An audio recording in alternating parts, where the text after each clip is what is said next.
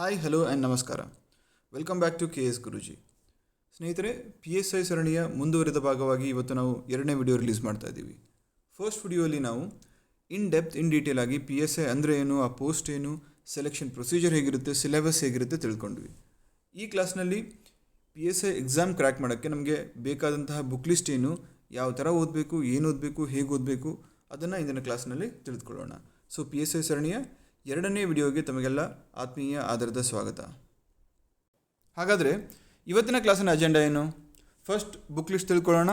ಅಂದರೆ ಸಿಲೆಬಸ್ಸಲ್ಲಿ ಮೆನ್ಷನ್ ಮಾಡಿರುವಂಥ ಪ್ರತಿ ಸಬ್ಜೆಕ್ಟ್ಗೂ ಬೇಕಾಗಿರುವಂಥ ಅಥವಾ ಅತಿ ಅವಶ್ಯಕವಾಗಿರುವಂಥ ಒಂದು ಸ್ಟ್ಯಾಂಡರ್ಡ್ ಟೆಕ್ಸ್ಟ್ ಬುಕ್, ಒಂದಕ್ಕಿಂತ ಜಾಸ್ತಿ ಇಲ್ಲ. ನಂತರ ಈ ಬುಕ್ಕಿಂದ ಏನನ್ನು ಓದಬೇಕು, ಯಾಕಿದು ಇಂಪಾರ್ಟೆಂಟು, ಸೋರ್ಸು ಅಥವಾ ಸ್ಟ್ಯಾಂಡರ್ಡ್ ರೆಫರೆನ್ಸ್ ಬುಕ್ ಸೇಮ್ ಇದ್ದರೂ ಕೂಡ ಎಕ್ಸಾಮಿನೇಷನ್ ಟು ಎಕ್ಸಾಮಿನೇಷನ್ ನಿಮ್ಮ ಅಪ್ರೋಚ್ ಚೇಂಜ್ ಆಗುತ್ತೆ. ಫಾರ್ ಎಕ್ಸಾಂಪಲ್ PCಗೆ ಓದೋ ಥರ ನೀವು FDAಗೆ ಓದೋಕ್ಕಾಗಲ್ಲ, FDAಗೆ ಓದೋ ಥರ PSIಗೆ ಓದೋಕ್ಕಾಗಲ್ಲ, PSIಗೆ ಓದೋ ಥರ KSಗೆ ಓದೋಕ್ಕಾಗಲ್ಲ. ಜೊತೆಗೆ KSಗೆ ಓದಿರುವಂಥ ಅಪ್ರೋಚ್ ಇಟ್ಕೊಂಡು ನೀವು IAS ಕ್ರ್ಯಾಕ್ ಮಾಡೋಕ್ಕಾಗಲ್ಲ. ಸೊ ಪರೀಕ್ಷೆಯಿಂದ ಪರೀಕ್ಷೆಗೆ ನಿಮ್ಮ ಅಪ್ರೋಚ್ ಅಥವಾ ಸ್ಟ್ರಾಟಜಿ ಚೇಂಜ್ ಆಗಬೇಕು. ಸೊ ಹಾಗಾಗಿ ಈ ಕ್ಲಾಸ್ನಲ್ಲಿ PSI ಎಕ್ಸಾಮ್ಗೆ ನಾವು ಈ ಬುಕ್ ಲಿಸ್ಟಿಂದ ಏನನ್ನು ಓದಬೇಕು ಅದನ್ನು ತಿಳ್ಕೊಳ್ಳೋಣ. ನಂತರ ಏನನ್ನು ಓದಬಾರ್ದು ಅಂತ ತಿಳ್ಕೊಳ್ಳೋಣ. ಫಾರ್ ಎಕ್ಸಾಂಪಲ್ ನೀವು PSI ಎಕ್ಸಾಮ್ ಬರೀತಾ ಇರ್ತೀರ, it is completely objective. So previous year question paper ನೋಡಿದಾಗ ನಮ್ಗೆ ಒಂದೇನು ಅರ್ಥ ಆಗುತ್ತೆ, ವೆರಿ ಸ್ಟ್ಯಾಟಿಕ್ ಅಂದರೆ ವೆರಿ ಸ್ಟ್ಯಾಟಿಕ್ಕು, ತುಂಬ ಫ್ಯಾಕ್ಟ್ಸ್ ಕೇಳ್ತಾ ಇದ್ದಾರೆ. ಬಟ್ ಎಲ್ಲೋ ಕೆಲವೊಬ್ರು ಏನು ಹೇಳ್ತಾರೆ, ಇಲ್ಲಪ್ಪ ಹೋದ ವರ್ಷ PSI ಎಕ್ಸಾಮಿನೇಷನ್ ಯಾವ ಥರ ಇತ್ತು ಅಂದರೆ ಎಲ್ಲ UPSC ಕ್ವಶನ್ಸ್ನ ತೆಗೆದು ಇಲ್ಲಿ ಹಾಕಿದ್ದಾರೆ. ಸೊ ಹಾಗಾಗಿ ಇದರ ಸ್ಟ್ಯಾಂಡರ್ಡ್ UPSCಗೆ ಹೋಗಿದೆ ಅಂತ ಕೆಲವೊಬ್ರು ಹೇಳ್ತಾರೆ. ಸೊ ಅದನ್ನು ಕಿವಿ ಮೇಲೆ ಹಾಕ್ಕೊಂಡು ಹೊಸ ಆಸ್ಪಿರೆಂಟ್ಸ್ ಏನು ಮಾಡ್ತಾರೆ, ರೈಟ್ ಅವೇ ಅವ್ರು ಏನು ಮಾಡ್ತಾರೆ, UPSC ಸಿಲೆಬಸ್ ತೆಗೆದು ಅದ್ರ ಪ್ರಕಾರ ಪ್ರಿಪ್ರೇಷನ್ ಸ್ಟಾರ್ಟ್ ಮಾಡ್ತಾರೆ. ಬಟ್ ಅಲ್ಲಿ UPSC ಅನ್ನೋದು ಸಮುದ್ರ ಇದ್ದಂಗೆ, ನೀವು ಎಷ್ಟೇ ಓದಿದ್ರೂ ಕಮ್ಮಿನೇ. ಸೊ ಹಾಗಾಗಿ UPSC ಎಕ್ಸಾಮಿನೇಷನ್ ಸಿಲೆಬಸ್ ಇಟ್ಕೊಂಡು ಓದೋಕೆ ಕೂತ್ಕೊಂಡಾಗ ಏನಾಗುತ್ತೆ, ಇಲ್ಲಿ ಅವರಿಗೆ PSI ಎಕ್ಸಾಮ್ ಕ್ರ್ಯಾಕ್ ಮಾಡೋಕ್ಕಾಗಲ್ಲ. ಸೊ ಹಾಗಾಗಿ ಏನನ್ನ ಓದಬೇಕು ಅಂತ ಎಷ್ಟು ತಿಳ್ಕೊಳ್ಳೋದು ಇಂಪಾರ್ಟೆಂಟು, ಅಷ್ಟೇ ಏನನ್ನ ಓದಬಾರ್ದು ಅಂತ ಕೂಡ ಗೊತ್ತಿರಬೇಕು. ನಂತರ ಹೇಗೆ ಓದಬೇಕು, ಏನನ್ನು ಓದಬೇಕು ಅಂತ ಗೊತ್ತಾಯಿತು, ಏನನ್ನು ಓದಬಾರ್ದು ಅಂತ ಗೊತ್ತಾಯಿತು. ಬಟ್ ಹೇಗೆ ಓದಬೇಕು, ಎಷ್ಟು ಅವರ್ ಓದಬೇಕು, ಯಾವ ಸಬ್ಜೆಕ್ಟ್ ಮೊದಲು ಮುಗಿಸ್ಕೋಬೇಕು, ಅದಾದಮೇಲೆ ರಿವಿಷನ್ ಯಾವ ಥರ ಇರಬೇಕು, ಇದನ್ನು ಕೂಡ ನಾವು ಅರ್ಥ ಮಾಡ್ಕೊಳ್ಳೋಣ. ನಂತರ ಇದೆಲ್ಲ ಆದಮೇಲೆ ಈ ಎಕ್ಸಾಮಿನರ್ ಯಾರಿರ್ತಾರೆ, ಪ್ರಶ್ನೆ ಪತ್ರಿಕೆಯನ್ನು ಸೆಟ್ ಮಾಡುವಂಥ ಎಕ್ಸಾಮಿನರ್ ಯಾರಿರ್ತಾರೆ, ಅವರ ಒಂದು ಮೆದುಳು ಅಥವಾ ಅವರ ಒಂದು ಆಲೋಚನಾ ಶಕ್ತಿ, ಅದನ್ನು ನಮಗೆ ತೋರಿಸ್ಕೊಡುವಂಥ ಒಂದು ಸಾಧನ ಯಾವುದು ಅಂದರೆ previous year question papers.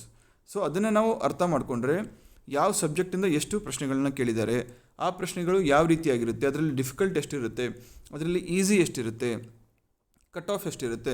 So ಈ ಥರ ಕೆಲವೊಂದು ಪ್ರಶ್ನೆಗಳಿಗೆ ನಮಗೆ ಸ್ಟ್ರೇಟ್ ಅವೇ ಉತ್ತರ ಸಿಗೋದೆಲ್ಲಿಂದ, ಪ್ರೀವಿಯಸ್ ಇಯರ್ ಕ್ವಶನ್ ಪೇಪರ್ಸಿಂದ. ಸೊ ಹಾಗಾಗಿ ಪ್ರೀವಿಯಸ್ ಇಯರ್ ಕ್ವಶನ್ ಪೇಪರ್ನ ಹೇಗೆ ನಾವು ಬಿಡಿಸ್ಬೇಕು, ಹೇಗೆ ಅದರಿಂದ ಅರ್ಥ ಮಾಡ್ಕೋಬೇಕು, ಏನನ್ನು ಅರ್ಥ ಮಾಡ್ಕೋಬೇಕು, ಅದನ್ನು ಸಹ ಇವತ್ತಿನ ಕ್ಲಾಸ್ನಲ್ಲಿ ಡಿಸ್ಕಸ್ ಮಾಡೋಣ. ಸೊ ಹಾಗಾದರೆ ಬುಕ್ ಲಿಸ್ಟ್ ಏನು, ಸಿಂಪಲ್ ಆಗಿ ಇದರಲ್ಲಿ ಜಾಸ್ತಿ ಎಕ್ಸ್ಪ್ಲನೇಷನ್ ಮಾಡುವಂಥದ್ದು ಏನಿಲ್ಲ. ಇಲ್ಲಿರೋದು one of the best book list. So ಭಾರತದ ಸಂವಿಧಾನ ಅಥವಾ Indian polity and constitution, Kannada medium ಅವರು ಗಂಗಾಧರ್ ಸರ್ ಬರೆದಿರುವಂಥ ಒಂದು ಟೆಕ್ಸ್ಟ್ ಬುಕ್ ಇದೆ, ಅದನ್ನು ರೆಫರ್ ಮಾಡ್ಕೋಬೋದು.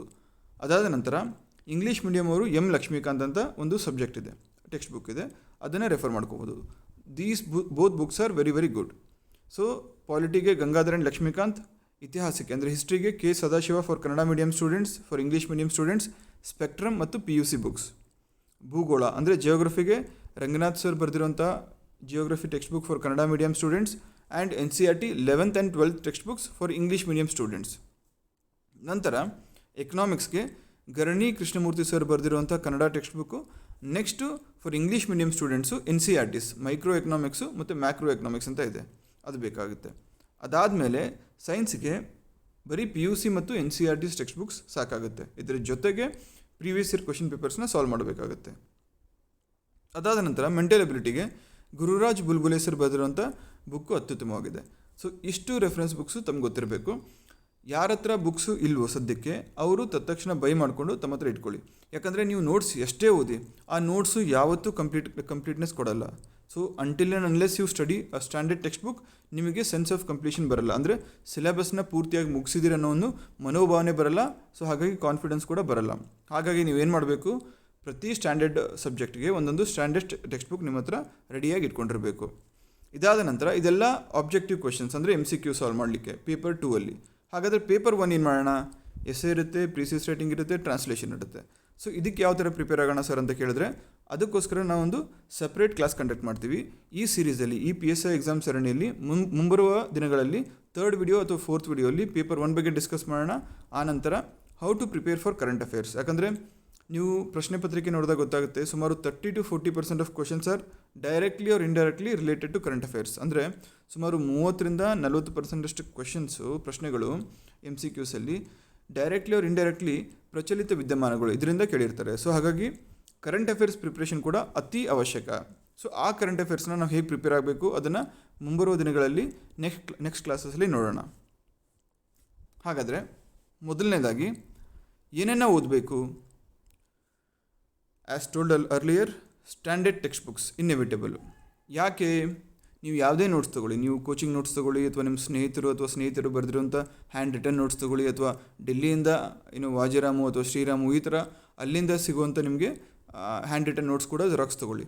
ಬಟ್ ಯಾವುದೇ ನೋಟ್ಸ್ ತೊಗೊಂಡ್ರೂ ಅದು ಪರಿಪೂರ್ಣವಾಗಿರಲ್ಲ. ಯಾಕಂದರೆ ಟೆಕ್ಸ್ಟ್ ಬುಕ್ ಬರೆಯುವಾಗ ಸಿಲೆಬಸ್ ಪ್ರಕಾರ, ಫಾರ್ ಎಕ್ಸಾಂಪಲ್ ಭಾರತದ ಸಂವಿಧಾನ ಅಥವಾ ಇಂಡಿಯನ್ ಪಾಲಿಟಿ ಪಾರ್ಟ್ 1 ಹಿಡ್ಕೊಂಡು ಎಷ್ಟು ಪಾರ್ಟ್ಸ್ ಇದೋ ಅಷ್ಟು ಪಾರ್ಟ್ಸ್ ಬರೆದಿರ್ತಾರೆ, ಶೆಡ್ಯೂಲ್ಸ್ ಇದೋ ಅಷ್ಟು ಶೆಡ್ಯೂಲ್ಸ್ ಬರೆದಿರ್ತಾರೆ, ಎಷ್ಟು ಆರ್ಟಿಕಲ್ಸ್ ಇದೋ ಅಷ್ಟು ಆರ್ಟಿಕಲ್ಸ್ ಬರೆದಿರ್ತಾರೆ. ಬಟ್ ನೋಟ್ಸಲ್ಲಿ ಏನು ಮಾಡ್ತಾರೆ, ಕೆಲವೊಂದು ಇಂಪಾರ್ಟೆಂಟ್ ಆರ್ಟಿಕಲ್ಸ್ ಅಥವಾ ಶೆಡ್ಯೂಲ್ಸ್ ಅಥವಾ ಪಾರ್ಟ್ಸ್ ಮಾತ್ರ ಬರೆದಿರ್ತಾರೆ. ಹಾಗಾಗಿ ನಿಮಗೆ ಯಾವತ್ತೂ ಆ ಪರಿಪೂರ್ಣತೆ ಬರಲ್ಲ ನೋಟ್ಸ್ ಓದಿದ್ಮೇಲೆ. ಸೊ ಹೆಂಗಿದ್ರೂ ನೀವು ಕಾಂಪಿಟೇಟಿವ್ ಎಕ್ಸಾಮಿನೇಷನ್ ಪ್ರಿಪ್ರೇಷನ್ ಕೂತ್ಕೊಂಡಿದ್ದೀರಾ, ಊಟ, ನಿದ್ದೆ, ನೆಮ್ಮದಿ, ಸುಖ ಎಲ್ಲ ಬಿಟ್ಟು ಕೂತ್ಕೊಂಡಿದ್ದೀರಾ. ಸೊ ಹಾಗಾಗಿ ಇಷ್ಟು ಸ್ಯಾಕ್ರಿಫೈಸ್ ಮಾಡಿ ಕೂತ್ಕೊಂಡಿರೋಂಥ ಸಮಯದಲ್ಲಿ ನೋಟ್ಸನ್ನು ಒಂದು ಶಾರ್ಟ್ಕಟ್ ಏನಕ್ಕೆ ತಗೋತೀರಾ? ಶಾರ್ಟ್ಕಟ್ಸ್ ತೊಗೊಂಡ್ರೂ ಮೊದಲು ಸ್ಟ್ಯಾಂಡರ್ಡ್ ಟೆಕ್ಸ್ಟ್ ಬುಕ್ಸ್ನ ಮುಗಿಸಿ, ಅದಾದ ನಂತರ ಟೈಮ್ ಉಳಿದ್ರೆ ಅಥವಾ ನಿಮಗೆ ಯಾವುದೋ ಒಂದು ಚೆನ್ನಾಗಿರೋ ನೋಟ್ಸ್ ಸಿಕ್ಕರೆ just glance through it. So ಸುಮ್ಮನೆ ಗ್ಲಾನ್ಸ್ ಮಾಡ್ಕೋಬೇಕು, ಅದರ ಬದಲಾಗಿ ಅದನ್ನೇ ಪ್ರೈಮರಿ ಸೋರ್ಸ್ ಆಗಿ ಯಾವತ್ತೂ ಇಟ್ಕೊಳ್ಳೋಕೆ ಹೋಗಬಾರ್ದು. ಸೊ ಹಾಗಾಗಿ ಮೊದಲನೇದಾಗಿ ಏನು ಮಾಡಬೇಕು, ಏನೇನೋ ಓದಬೇಕು, ಸ್ಟ್ಯಾಂಡರ್ಡ್ ಟೆಕ್ಸ್ಟ್ ಬುಕ್ಸ್ ಏನೇನೋ ಮೆನ್ಷನ್ ಮಾಡಿದ್ದೀನಿ ಇಲ್ಲಿ. ಸೊ ಪ್ರತಿ ಸಬ್ಜೆಕ್ಟೂ ಒಂದೊಂದು ಸ್ಟ್ಯಾಂಡರ್ಡ್ ಟೆಕ್ಸ್ಟ್ ಬುಕ್ಕು ಮುಗಿಸ್ಬೇಕು. ನೀವು ಹೇಗೆ ಮುಗಿಸ್ಬೇಕು ಅದನ್ನು ಡಿಸ್ಕಸ್ ಮಾಡ್ತೀನಿ. ಅದಾದ ನಂತರ ಕರೆಂಟ್ ಅಫೇರ್ಸ್ಗೆ ನಮ್ಮ ಸೋರ್ಸ್ ಯಾವುದಾಗಿರಬೇಕು? ಮೇಜರ್ಲಿ 2, ಇಂಗ್ಲೀಷ್ ಮೀಡಿಯಮ್ ಸ್ಟೂಡೆಂಟ್ಸ್ ಆದರೂ ಅಷ್ಟೇ, ಕನ್ನಡ ಮೀಡಿಯಮ್ ಸ್ಟೂಡೆಂಟ್ಸ್ ಆದರೂ ಅಷ್ಟೇ. ಈ 2 ನ್ಯೂಸ್ ಪೇಪರ್ನ ನೀವು ಓದಬೇಕು, ಪ್ರಜಾವಾಣಿ ಮತ್ತು ದ ಹಿಂದೂ. ಪ್ರಜಾವಾಣಿಯಿಂದ ಕನ್ನಡ ಮೀಡಿಯಮ್ ಸ್ಟೂಡೆಂಟ್ಸ್ಗೆ ಕರೆಂಟ್ ಅಫೇರ್ಸ್ ಏನು ಬೇಕು ಮೇಜರ್ಲಿ ಅಲ್ಲಿ ಸಿಗುತ್ತೆ. ಅದ್ರ ಜೊತೆಗೆ ದಿ ಹಿಂದೂ ಏನಕ್ಕೆ ಓದಬೇಕು ಅಂತ ನೀವು ಕೇಳ್ಬೋದು, ಕನ್ನಡ ಮೀಡಿಯಮ್ ಆಗಿದ್ರು ಸಹ. 2 ಉದ್ದೇಶ ಇದೆ. ಮೊದಲನೇದಾಗಿ ಹಿಂದೂಯಲ್ಲಿ ಮಿಸ್ ಆಗಿರೋ ಕೆಲವೊಂದು ನ್ಯಾಷನಲ್ಲು ಇಂಟರ್ನ್ಯಾಷನಲ್ ಫ್ಯಾಕ್ಟ್ಸು, ಪ್ರಜಾವಾಣಿಯಲ್ಲಿ ಮಿಸ್ ಆಗಿರೋ ಕೆಲವೊಂದು ನ್ಯಾಷನಲ್ಲು ಇಂಟರ್ನ್ಯಾಷನಲ್ ಫ್ಯಾಕ್ಟ್ಸು ನಿಮಗೆ ದಿ ಹಿಂದೂ ನ್ಯೂಸ್ ಪೇಪರಲ್ಲಿ ಸಿಗುತ್ತೆ. ಅದರ ಜೊತೆಗೆ ನೀವು ಕನ್ನಡ ಮೀಡಿಯಮ್ ಆದರೂ ಆಗಿರಿ, ಇಂಗ್ಲೀಷ್ ಮೀಡಿಯಮ್ ಆದರೂ ಆಗಿರಿ, ಪೇಪರ್ 1ನಲ್ಲಿ ಭಾಷಾಂತರ ಟ್ರಾನ್ಸ್ಲೇಷನ್ ಬರುತ್ತೆ. ಸೊ ಅಂತಹ ಸಂದರ್ಭದಲ್ಲಿ ಕೆಲವೊಂದು ಕೀವರ್ಡ್ಸ್ಗೆ ಸಮಾನಾಂತರ ಪದ, ಕನ್ನಡದಲ್ಲಿರುವಂಥ ಪದಕ್ಕೆ ಸಮಾನಾಂತರವಾದ ಇಂಗ್ಲೀಷ್ ಪದ ಬೇಕು, ಅದೇ ರೀತಿ ಇಂಗ್ಲೀಷಲ್ಲಿರುವಂಥ ಒಂದು ಪದಕ್ಕೆ ಸಮಾನಾಂತರ ಕನ್ನಡ ಪದ ಬೇಕು. ಸೊ ಹಾಗಾಗಿ ಈ ಒಂದು ರೀಸನ್ಗೋಸ್ಕರ ನೀವು ಎವ್ರಿಡೇ ಪ್ರಾಕ್ಟೀಸ್ ಮಾಡಬೇಕು. ಬರದೇ ಪ್ರಾಕ್ಟೀಸ್ ಮಾಡಬೇಕು ಅನ್ನೋ ಒಂದು ನೆಸೆಸಿಟಿ ಇಲ್ಲ, ಬಟ್ ನಿಮಗೆ ಒಂದು ಅವೇರ್ನೆಸ್ ಇರಬೇಕು. ಸೊ ಯಾವ ಶಬ್ದಕ್ಕೆ ಇಂಗ್ಲೀಷಲ್ಲಿ ಏನಂತಾರೆ, ಆ ಶಬ್ದಕ್ಕೆ ಕನ್ನಡದಲ್ಲಿ ಏನಂತಾರೆ, ಇದನ್ನು ನೀವು ಎಲ್ಲಿಂದ ತಿಳ್ಕೊಳ್ಳೋಕ್ಕಾಗುತ್ತೆ? ನೀವು 1 ವಾರ, 5 ದಿನ ಅಥವಾ 10 ದಿನ ನೋಟ್ಸ್ ಓದಿ ನಾನು ಇದನ್ನು ಕಲ್ತ್ಕೊತೀನಿ ಅನ್ನೋಕ್ಕಾಗಲ್ಲ. ದಟ್ ಹ್ಯಾಸ್ ಟು ಇಂಟರ್ನಲೈಸ್, ಅಂದರೆ ಸ್ಟೆಪ್ ಬೈ ಸ್ಟೆಪ್ ಒಳಗಡೆ ಬೆಳಿಬೇಕು. ಸೊ ಅದು ಹೇಗೆ ಬೆಳೆಯುತ್ತೆ ಅಂದರೆ ಈ ಥರ ನೀವು ಪ್ರತಿದಿನ ದಿನಪತ್ರಿಕೆಗಳು, 2 ದಿನಪತ್ರಿಕೆ, ಒಂದು ಇಂಗ್ಲೀಷು ಒಂದು ಕನ್ನಡ, ಸೊ ಇದು ಓದೋದ್ರಿಂದ ನಿಮಗೆ ಒಂದು ಹವ್ಯಾಸ ಆಗಿ ಅಲ್ಲಿ ಎಕ್ಸಾಮಿನೇಷನ್ ಹಾಲಲ್ಲಿ easily will be able to translate. So ಹಾಗಾಗಿ ಸ್ಟ್ಯಾಂಡರ್ಡ್ ಟೆಕ್ಸ್ಟ್ ಬುಕ್ಸ್ ಆದಮೇಲೆ every day without missing even a single day ನೀವು ಪ್ರಜಾವಾಣಿ ಮತ್ತು ದಿ ಹಿಂದೂ ಓದಬೇಕು. 2 ನ್ಯೂಸ್ ಪೇಪರ್ ಓದಬೇಕು ಅಂತ ಹಗಲು ರಾತ್ರಿ ಅಥವಾ ದಿನಕ್ಕೆ 8 ಗಂಟೆ 9 ಗಂಟೆ ಅದರಲ್ಲೇ ಕೂತ್ಕೊಂಡು ಓದಿ ನೋಟ್ಸ್ ಮಾಡೋ ಅವಶ್ಯಕತೆ ಇಲ್ಲ. ಅದನ್ನು ಹೇಗೆ ಓದಬೇಕು ಅಪ್ಕಮಿಂಗ್ ಸೀರೀಸಲ್ಲಿ ಡಿಸ್ಕಸ್ ಮಾಡೋಣ. ಅದಾದ ನಂತರ ಪ್ರೀವಿಯಸ್ ಇಯರ್ ಕ್ವಶನ್ ಪೇಪರ್ಸ್ ಯಾಕೆ ಬೇಕು ಹೇಳಿದ್ನಲ್ಲ ಮುಂಚೆನೇ, ಒಬ್ಬ ಎಕ್ಸಾಮಿನರ್ ಮೈಂಡ್ನ ಅರ್ಥ ಮಾಡ್ಕೊಳ್ಳೋಕ್ಕೆ ನಮಗೆ ಇರುವಂಥ ಕೀಲಿಕೈ ಅಥವಾ ಕೈಗನ್ನಡಿ ಈ ಪ್ರೀವಿಯಸ್ ಇಯರ್ ಕ್ವಶನ್ ಪೇಪರ್ಸ್. ಯಾರು ಕ್ವಶನ್ ಪೇಪರ್ ಸೆಟ್ ಮಾಡ್ತಾರೋ ನಮ್ಗೆ ಗೊತ್ತಿಲ್ಲ, ಅವ್ರು ಹೇಗಿದ್ದಾರೋ ಗೊತ್ತಿಲ್ಲ, ಅವ್ರ ಥಿಂಕಿಂಗ್ ಯಾವ ಥರ ಇದೆ ಗೊತ್ತಿಲ್ಲ. ಬಟ್ ಅದನ್ನೆಲ್ಲ ಅರ್ಥ ಮಾಡಿಕೊಂಡು ಮುಂಬರುವ ದಿನಗಳಲ್ಲಿ ಆ PSI ಎಕ್ಸಾಮ್ಗೆ ಹೇಗೆ ಪ್ರಿಪೇರ್ ಆಗಬೇಕು ಅಂತ ತಿಳ್ಕೊಳ್ಬೇಕಾದ್ರೆ ನೀವು ಹಿಂದೆ ಆಗಿರುವಂಥ ಪ್ರತಿಯೊಂದು PSI ಕ್ವಶನ್ ಪೇಪರ್ಸ್ನ ನೋಡಬೇಕು. ಎಸ್ಪೆಷಲಿ ಲಾಸ್ಟ್ 4 to 5 ಇಯರ್ಸಲ್ಲಿ ಆಗಿರುವಂಥ ಕ್ವಶನ್ ಪೇಪರ್ಸ್. ಸೊ ಅಲ್ಲಿ ನೋಡಿದಾಗ ನಿಮಗೆ ಮೇನಾಗಿ ಏನು ಗೊತ್ತಾಗುತ್ತೆ, ಯಾವ ಸಬ್ಜೆಕ್ಟ್ ಮೇಲೆ ನೀವು ಎಷ್ಟು ಕಾನ್ಸಂಟ್ರೇಟ್ ಮಾಡಬೇಕು, ಯಾವ ಸಬ್ಜೆಕ್ಟ್ ಮೇಲೆ ಎಷ್ಟು ಕಾನ್ಸಂಟ್ರೇಟ್ ಮಾಡಿದ್ರೆ ನಮಗೆ ರಿಟರ್ನ್ ಆಗಿ ಮಾರ್ಕ್ಸ್ ಎಷ್ಟು ಸಿಗುತ್ತೆ. ಸೊ ಅದರಿಂದ ನಾವು ಅಂದ್ಕೊಂಡ್ರು ಕಟ್ ಆಫ್ ನಾವು ಕ್ರಾಸ್ ಮಾಡೋಕ್ಕಾಗುತ್ತೋ ಇಲ್ವೋ. ಫಾರ್ ಎಕ್ಸಾಂಪಲ್ ಈ ವರ್ಷ 150 ಕಟ್ ಆಫ್ ಇತ್ತು ಅಂದ್ಕೊಳ್ಳಿ. ಸೊ 150 ಮಾರ್ಕ್ಸ್ ಬೇಕು ಅಂದರೆ ನಮಗೆ ರಿಟರ್ನಲ್ಲಿ ಒಂದು 40 ಮಾರ್ಕ್ಸ್ ಏನು ಮಾಡ್ತೀವಿ. ಸೊ ಅಲ್ಲಿ 40 ಮಾರ್ಕ್ಸ್ ಬಂದರೆ ಇನ್ನು 110 ಮಾರ್ಕ್ಸ್ 110 110 ಮಾರ್ಕ್ಸ್ಗಳಿಗಾಗಿ ನಾವು ಎಷ್ಟು ಪ್ರಶ್ನೆಗಳನ್ನ ಬಿಡಿಸ್ಬೇಕಾಗುತ್ತೆ, 70, 80 ಅಥವಾ 75. ಸೊ ಆ 75 ಕ್ವಶನ್ಸ್ ಬೇಕು ಅಂದರೆ ಪಾಲಿಟಿ ಎಷ್ಟು ಕ್ವಶನ್ಸ್ ಮಾಡ್ಬೋದು, ಜಿಯೋಗ್ರಫಿ ಎಷ್ಟು ಕ್ವಶನ್ಸ್ ನಾವು ಸರಿ ಮಾಡ್ಬೋದು, ಎಕನಾಮಿಕ್ಸ್ ಎಷ್ಟು ಮಾಡ್ಬೋದು, ಕರೆಂಟ್ ಅಫೇರ್ಸ್ ಎಷ್ಟು ಮಾಡ್ಬೋದು. ಸೊ ಎಲ್ಲ ಒಟ್ಟುಗೂಡಿಸಿದ್ರೆ ನಮಗೆ total number of right questions 75 ಆಗುತ್ತೋ ಇಲ್ವೋ. ಸೊ ಈ ಥರ ಸ್ಟ್ರಾಟಜಿ ನೀವು ಮಾಡ್ಕೊಳ್ಳೋಕ್ಕೆ ಪ್ರೀವಿಯಸ್ ಇಯರ್ ಕ್ವಶನ್ ಪೇಪರ್ಸ್ ತುಂಬ ಅನುಕೂಲಕಾರಿ. ಸೊ ಹಾಗಾಗಿ ತಪ್ಪದೆ at least 4 to 5 years of previous year question ಪೇಪರ್ಸ್ನ ಎಲ್ಲರೂ ಅನಲೈಸ್ ಮಾಡಬೇಕು. ಬರೀ ಓದೋದಲ್ಲ ಅಥವಾ ಸಾಲ್ವ್ ಮಾಡೋದಲ್ಲ, ಪ್ರಶ್ನೆಗಳನ್ನು ನೋಡಿ ಆನ್ಸರ್ನ ಟಿಕ್ ಮಾರ್ಕ್ ಹಾಕಿ ನಿಮ್ಮ ಸ್ಕೋರ್ ಎಷ್ಟಾಯಿತು ಅಂತ ಲೆಕ್ಕ ಹಾಕೋದಲ್ಲ. ಅನಲೈಸ್ ಮಾಡಬೇಕು, ಯಾವ ಸಬ್ಜೆಕ್ಟಿಂದ ಎಷ್ಟು ಬಂದಿದೆ, ಪಾಲಿಟಿಯಿಂದ ಎಷ್ಟು ಬಂದಿದೆ, ಜಿಯೋಗ್ರಫಿಯಿಂದ ಎಷ್ಟು ಬಂದಿದೆ, ಅಥವಾ ಎಕನಾಮಿಕ್ಸಿಂದ ಎಷ್ಟು ಬಂದಿದೆ, ಮೆಂಟಲ್ ಅಬಿಲಿಟಿಯಿಂದ ಎಷ್ಟು ಬಂದಿದೆ. ಸೊ ಅನಲೈಸ್ ಮಾಡಿ ಒಂದು ಲಿಸ್ಟ್ ಮಾಡ್ಕೊಂಡು ಇಟ್ಕೋಬೇಕು. ಆ್ಯಾವ್ರೇಜ್ ಆಗಿ 2017ರಲ್ಲಿ ಎಷ್ಟಿತ್ತು, 18ರಲ್ಲಿ ಎಷ್ಟು, 19, 20, 21. ಸೊ ಓವರಾಲ್ ನೋಡಿದಾಗ ನಿಮ್ಗೊಂದು ಪ್ಯಾಟರ್ನ್ ಗೊತ್ತಾಗುತ್ತೆ. ಪಾಲಿಟಿಯಿಂದ ಸರಿ ಸುಮಾರು 15ರಿಂದ 16 ಕ್ವಶನ್ಸ್ ಕೇಳ್ತಾರೆ, ಜಿಯೋಗ್ರಫಿಯಿಂದ 10 ಕ್ವಶನ್ಸು, ಮ್ಯಾಪ್ ಬೇಸಿಸ್ ಮೇಲೆ ಒಂದು 6ರಿಂದ 7 ಕ್ವಶನ್ಸು, ಅವಾರ್ಡ್ಸು ಮತ್ತು ಇಂಪಾರ್ಟೆಂಟ್ ಪರ್ಸನಾಲಿಟೀಸ್ ವ್ಯಕ್ತಿಗಳ ಮೇಲೆ ಒಂದು 5ರಿಂದ 6 ಕ್ವಶನ್ಸು, ಸೊ ಎನ್ವೈರ್ಮೆಂಟ್ ಮೇಲೆ 5ರಿಂದ 6 ಕ್ವಶನ್ಸು. ಈ ಥರ ಓವರಾಲ್ ನಿಮಗೆ ಒಂದು ಸ್ಟ್ರಕ್ಚರ್ ಗೊತ್ತಾಗುತ್ತೆ. ಆ ಸ್ಟ್ರಕ್ಚರ್ ಬೇಸಿಸ್ ಮೇಲೆ ನಿಮ್ಮ ಮುಂಬರುವ ದಿನಗಳನ್ನು ನೀವು ಪ್ಲ್ಯಾನ್ ಮಾಡಿಕೊಂಡು ಸ್ಟ್ರಾಟಜಿ ಪ್ರಕಾರ ಯಾವ ಸಬ್ಜೆಕ್ಟ್ಗೆ ಎಷ್ಟು ಟೈಮ್ ಕೊಡಬೇಕು ಅಂತ ಡಿಸೈಡ್ ಮಾಡ್ಕೋಬೋದು. ಸೊ ಹಾಗಾಗಿ standard textbooks, newspapers, then previous year question papers, ಇಷ್ಟೇ ಸಾಕಾಗುತ್ತಾ? ಎಸ್, ಸಾಕಾಗಬಹುದು.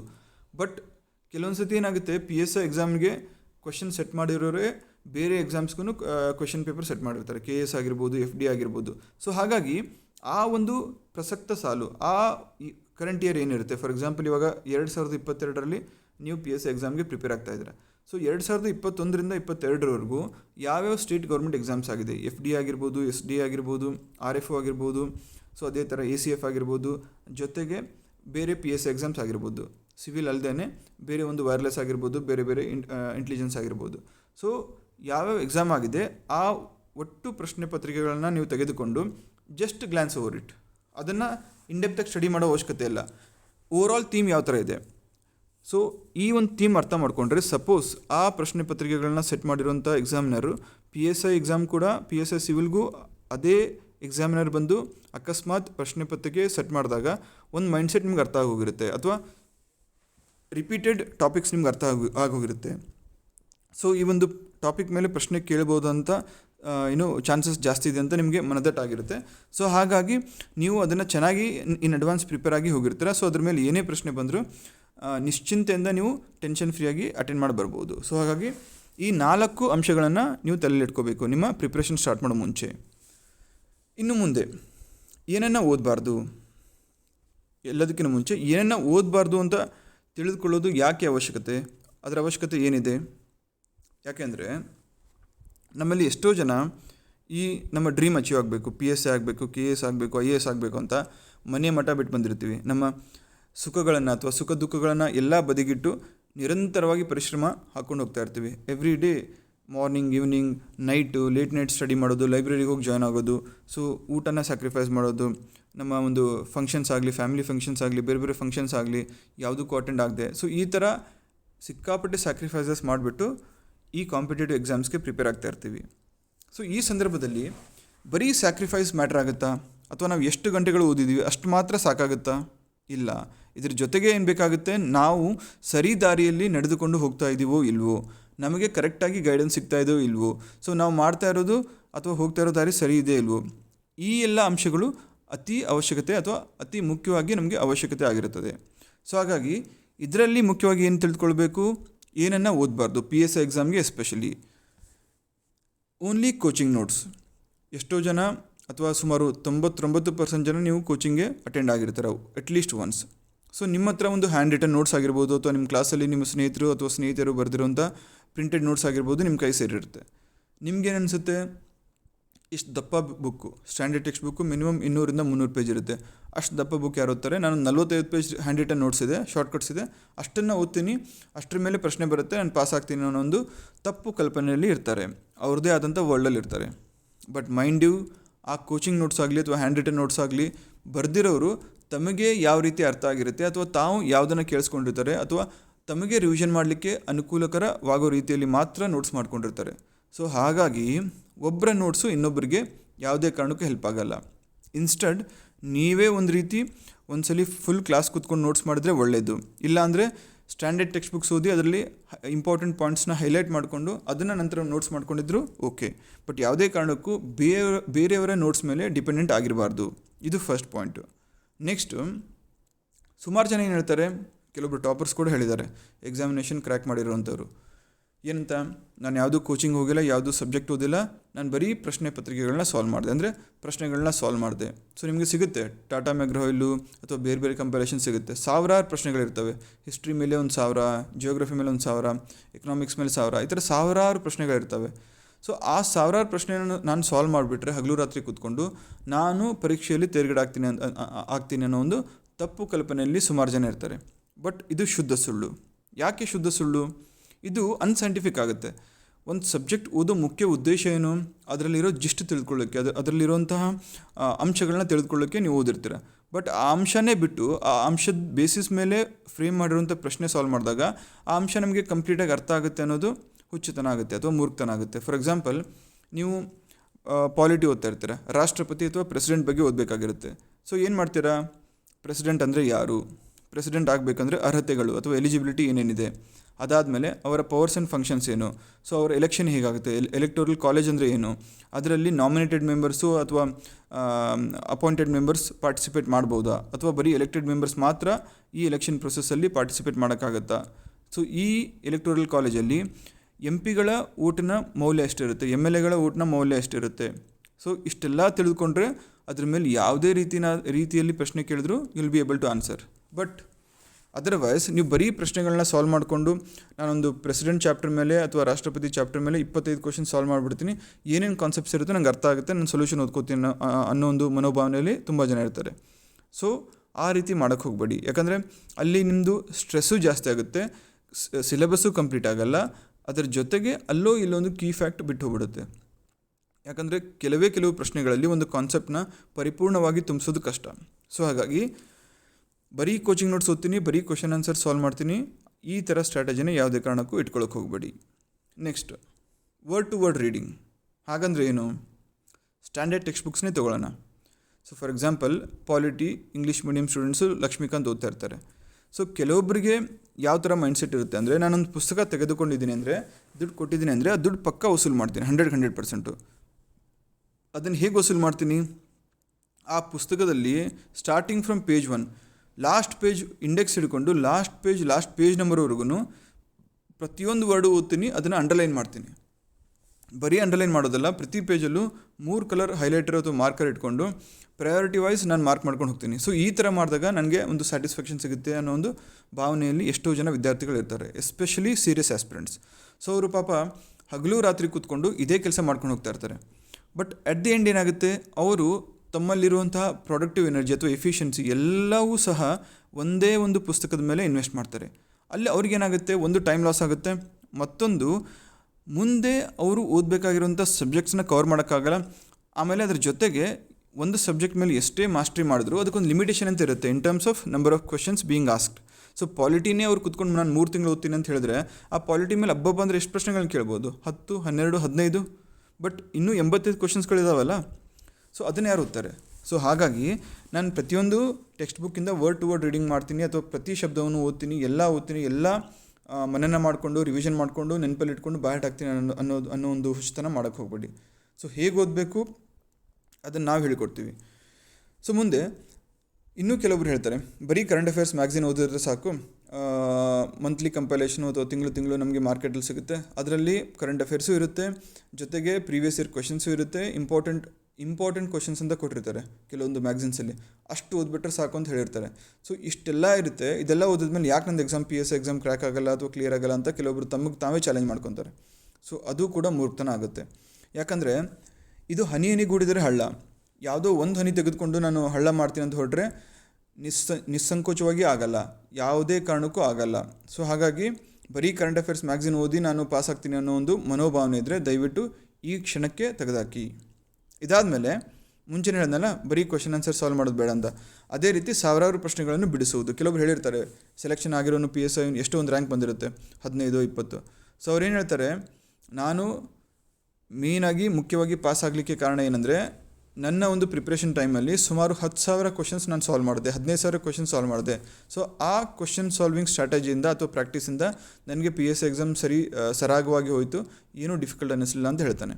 ಸೊ ಅದನ್ನೇ ಸ್ಟ್ರಾಟಜಿಯಾಗಿ ಇಟ್ಕೊಂಡು ಆ ಇಂಟರ್ವ್ಯೂವನ್ನು ಕೇಳಿರುವಂಥ ಅಭ್ಯರ್ಥಿಗಳು, ಹೊಸ ಆಸ್ಪಿರೆಂಟ್ಸ್ ಏನು ಮಾಡ್ತಾರೆ, ಅವರ ಈ ಪ್ರಿಪ್ರೇಷನ್ ಲೈಫ್ನ ಅತ್ಯಮೂಲ್ಯ ಸಮಯವನ್ನು ಬರೀ ಪ್ರಶ್ನೆ ಪತ್ರಿಕೆಗಳನ್ನ ಸಾಲ್ವ್ ಮಾಡೋದ್ರಲ್ಲಿ ತೆಗೆದಾಕ್ಬಿಡ್ತಾರೆ. ಅಲ್ಲಿಂದ ಸಿಗುತ್ತೆ, ಕಂಪೈಲೇಷನ್ ಸಿಗುತ್ತೆ, ಆನ್ಲೈನ್ ಸಿಗುತ್ತೆ, ಆಫ್ಲೈನ್ ಸಿಗುತ್ತೆ, ಜೆರಾಕ್ಸ್ ಸೆಂಟ್ರಲ್ಲಿ ಸಿಗುತ್ತೆ, TMH ಸಿಗುತ್ತೆ, ಎಲ್ಲಿ ಸಿಕ್ಕರೂ ಗುಡ್ಡೆ ಹಾಕ್ಕೊಳ್ಳೋದು, ಅದನ್ನು ಬರೀ ಪ್ರಶ್ನೆಗಳನ್ನ ಬಿಡಿಸ್ಕೊಂಡು ಹೋಗೋದು. ಅವ್ರ ಟಾರ್ಗೆಟ್ ಏನಿರುತ್ತೆ, 10,000 ಪ್ರಶ್ನೆನ ಬಿಡಿಸ್ಬೇಕು 3 ತಿಂಗಳಲ್ಲಿ. ಸೊ ಪ್ರತಿ ತಿಂಗಳು 3,000 ಕ್ವಶನ್ಸ್ ಬೇಕು. ಪ್ರತಿ ತಿಂಗಳು 3,000 ಕ್ವಶನ್ಸ್ ಬೇಕಂದರೆ ದಿನಕ್ಕೆ ಮಿನಿಮಮ್ 100ರಿಂದ 150 ಕ್ವಶನ್ಸ್ ಬಿಡಿಸ್ಕೊಂಡು ಹೋಗಬೇಕು. ಸೊ ಈ ಒಂದು ಟಾರ್ಗೆಟ್ ಇಟ್ಕೊಂಡು ಹುಚ್ಚರ ಥರ ಹಿಂದೆ ಮುಂದೆ ಗೊತ್ತಿಲ್ಲದೆ ಬಿಡಿಸ್ಕೊಂಡು ಹೋಗ್ತಾ ಇರ್ತಾರೆ. ಸೊ ಇದು ಕೂಡ ಮೂರ್ಖತನ ಆಗುತ್ತೆ. ಈ ಥರ ಮಾಡಬಾರ್ದು. ಯಾಕಂದರೆ ಬರೀ ಪ್ರಶ್ನೆಗಳನ್ನ ಸಾಲ್ವ್ ಮಾಡೋದ್ರಿಂದ ಅದರಿಂದ ಅದೇ ಪ್ರಶ್ನೆ ಯಥಾವತ್ತಾಗಿ ಬರುತ್ತೆ, ಆ್ಯಸ್ ಇಟ್ ಈಸ್ ಬರುತ್ತೆ ಅನ್ನೋದು ಒನ್ಸ್ ಅಗೇನ್ ಅ ಫೂಲಿಶ್ನೆಸ್. ಸೊ ಹಾಗಾಗಿ ಈ ಒಂದು ತಪ್ಪನ್ನು ಸಹ ಮಾಡಬಾರ್ದು. ಅದಾದಮೇಲೆ ಯಾವುದೇ ಕಾಂಪಿಟೇಟಿವ್ ಎಕ್ಸಾಮ್ಸ್ ತೊಗೊಳ್ಳಿ, ಇಲ್ಲಿ ಸ್ಕೂಲಲ್ಲಾದರೆ ಕಾಲೇಜಲ್ಲಾದರೆ ಒಂದೊಂದು ಸಬ್ಜೆಕ್ಟ್ ಮೇಲೆ ಮಾಸ್ಟ್ರಿ ಮಾಡೋಕ್ಕೆ ನಾವೇನು ಮಾಡ್ತಾಯಿದ್ವಿ, ಕೆಲವು ಚಾಪ್ಟರ್ಸ್ಗಳು ಇರ್ತಾಯಿದ್ವು, 5, 6, 10 ಅಂತ. ಸೊ ಅಲ್ಲಿ ಪ್ರಮುಖ ಚಾಪ್ಟರ್ಗಳಲ್ಲಿ ಪ್ರಮುಖವಾಗಿ ರಿಪಿಟೇಟಿವ್ ಆಗಿ ಬರುವಂಥ ಕ್ವೆಶನ್ಸ್ ನಾವೇನು ಮಾಡ್ತಾಯಿದ್ವಿ, ರೆಡಿಮೇಡ್ ಆನ್ಸರ್ಸ್ ಮಾಡಿಕೊಂಡು ಅದನ್ನು ಕಂಠಪಾಠ ಅಥವಾ ಬಹ್ಯಾಟ್ ಮಾಡ್ತಾಯಿದ್ವಿ. ಸೊ ಅಲ್ಲಿ ಸಬ್ಜೆಕ್ಟ್ಸ್ಗಳು ಕಮ್ಮಿ ಇರ್ತಾಯಿದ್ವು, ಆಮೇಲೆ ಚಾಪ್ಟರ್ಸ್ಗಳು ಸಹ ಕಮ್ಮಿ ಇರ್ತಾಯಿದ್ವು. ಸೊ ಅಲ್ಲಿ ಕಂಠಪಾಠ ಈಸಿಯಾಗಿ ಆಗ್ತಾಯಿತ್ತು. ಬಟ್ ಆ ಒಂದು ತಪ್ಪನ್ನು ಅಥವಾ ಆ ಒಂದು ಸ್ಟ್ರಾಟಜಿನ ನೀವು ಕಾಂಪಿಟೇಟಿವ್ ಎಕ್ಸಾಮಿನೇಷನ್ ಫೀಲ್ಡಲ್ಲಿ ಅಪ್ಲೈ ಮಾಡೋಕ್ಕಾಗಲ್ಲ. ಯಾಕಾಗಲ್ಲ? ಇಲ್ಲಿ ಒಬ್ಬ ಆಸ್ಪಿರೆಂಟು, ನಾರ್ಮಲ್ ಆಸ್ಪಿರೆಂಟು 7 to 8 ಕೋರ್ಸ್ ಸಬ್ಜೆಕ್ಟ್ಸ್ ಅಂದರೆ history, geography, ancient history, art and culture, environment, science and technology, mental ability, ಈ ಥರ 7 ಕೋರ್ಸ್ ಸಬ್ಜೆಕ್ಟ್ಸ್ ಜೊತೆಗೆ ಪ್ರತಿದಿನದ ಕರೆಂಟ್ ಅಫೇರ್ಸ್ ಕೂಡ ತಿಳ್ಕೊಂಡಿರ್ಬೇಕಾಗುತ್ತೆ. ಸೊ ಎಷ್ಟೊಂದು ಬ್ಯಾಟ್ ಆಗ್ತೀರಾ? ಮಾನವನ ಒಂದು ಸಹನೆಗೂ ಒಂದು ಮಿತಿ ಇರುತ್ತಲ್ಲ, ನಮ್ಮ ಕಲಿಕೆಗೂ ಒಂದು ಮಿತಿ ಇರುತ್ತೆ. ಒಂದು ದಿನಕ್ಕೆ, ಒಂದು ತಿಂಗಳಿಗೆ ನಾವು ಇಷ್ಟು ಕಲಿಬೋದು, ಇದನ್ನು ದಾಟಿ ಕಲಿಯೋಕ್ಕಾಗಲ್ಲ. ಕಲಿತ್ರೆ ನಾವು ಕಕ್ಬಿಡ್ತೀವಿ, ವಾಮಿಟ್ ಮಾಡ್ಕೊಂಡ್ಬಿಡ್ತೀವಿ. ಯಾಕಂದರೆ ನಮ್ಮಲ್ಲಿ ಪ್ರೊಸೆಸ್ ಮಾಡಿ ಸಸ್ಟೈನ್ ಮಾಡ್ಕೊಳ್ಳೋಕ್ಕೆ ಇರುವಂತಹ ಮಿತಿ ಇಷ್ಟೇ ಅಂತ ನಾವು ತಿಳ್ಕೊಂಡಿರ್ತೀವಿ. ಸೊ ಅದನ್ನು ಮೀರಿ ಓದಿ ನೀವು ಕಂಠಪಾಠ ಮಾಡೋಕ್ಕೆ ಹೋದಾಗ ಏನಾಗುತ್ತೆ, ಸ್ಟ್ರೆಸ್ ಕ್ರಿಯೇಟ್ ಆಗುತ್ತೆ. ಆ ಸ್ಟ್ರೆಸ್ಸಿಂದ ನಿಮಗೆ ಗೊತ್ತಿರೋದನ್ನು ಸಹ ನೀವು ತಪ್ಪು ಮಾಡ್ಕೊಂಡು ಬರ್ತೀರಿ ಎಕ್ಸಾಮಿನೇಷನ್ ಹಾಲಿಂದ. ಸೊ ಹಾಗಾಗಿ ಬರೀ ಕಂಠಪಾಠ ಮಾಡೋದು ಬೇಡ. ಸೊ ಏನೇನು ಓದಬೇಕು? Standard text books, 1 news paper for current affairs and 1 news paper for translation, previous year question paper solve ಮಾಡಬೇಕು. ಬೇರೆ ಸ್ಪರ್ಧಾತ್ಮಕ ಪರೀಕ್ಷೆಗಳ ಒಂದು ಪ್ರಶ್ನೆ ಪತ್ರಿಕೆಗಳು, ಆ ವರ್ಷದಲ್ಲಿ ಆಗಿರುವಂಥ ಪ್ರಶ್ನೆ ಪತ್ರಿಕೆಗಳನ್ನ ಕ್ವಿಕ್ಲಿ ಗ್ಲಾನ್ಸ್ ಮಾಡ್ಕೋಬೇಕು. ಜೊತೆಗೆ ಏನೇನೋ ಓದಬಾರ್ದು, ಬರೀ ಕೋಚಿಂಗ್ ನೋಟ್ಸು, ಬರೀ ಕ್ವಶನ್ ಪೇಪರ್ಸು, ಬರೀ question and answers, word to word reading, ಬರೀ ಕರೆಂಟ್ ಅಫೇರ್ಸ್ ಮ್ಯಾಗ್ಝಿನ್ಸು, ಅನಾವಶ್ಯಕವಾಗಿ ಸಾವಿರಾರು ಪ್ರಶ್ನೆಗಳನ್ನ ಬಿಡಿಸುವುದು, ಜೊತೆಗೆ ಅನ್ನೆಸೆಸರಿ ಕಂಠಪಾಠ ಮಾಡುವುದು. ಸೊ ಇಷ್ಟು ಕ್ಲಿಯರ್ ಆಯಿತಾ? ಇನ್ನು ಮುಂದಿನ ಸ್ಟೆಪ್, ಹೇಗೆ ಓದಬೇಕು, ಏನೇನೋ ಓದಬೇಕು, ಏನೇನೋ ಓದಬಾರ್ದು ತಿಳ್ಕೊಂಡಾಯಿತು. ನೆಕ್ಸ್ಟು ಹೇಗೆ ಓದಬೇಕು ಅಂದರೆ ನನ್ನ ಒಂದು ಸ್ಟ್ರಾಟಜಿ ಹೇಗಿತ್ತು ಅಂದರೆ ಮಿತವಾಗಿ ಓದಬೇಕು. ಮಿತವಾಗಿ ಅಂದ್ರೇನು? ಎಂಜಾಯ್ ಮಾಡ್ಕೊಂಡು ಓದಬೇಕು, ಜೊತೆಗೆ ಲಿಮಿಟೆಡಾಗಿ ಓದಬೇಕು. ನಮ್ಮ ಆದಿಕವಿ ಪಂಪನ ಬಗ್ಗೆ ತಾವೆಲ್ಲ ಕೇಳಿರ್ತೀರ, ಹಿತ ಮೃದು ವಚನ ರಚನಾ ಚತುರ. ಸೊ ಅವನನ್ನು ಆದಿಕವಿ ಅಂತ ಅದೇ ಕಾರಣಕ್ಕೆ ನಾವು ಕರಿತೀವಿ.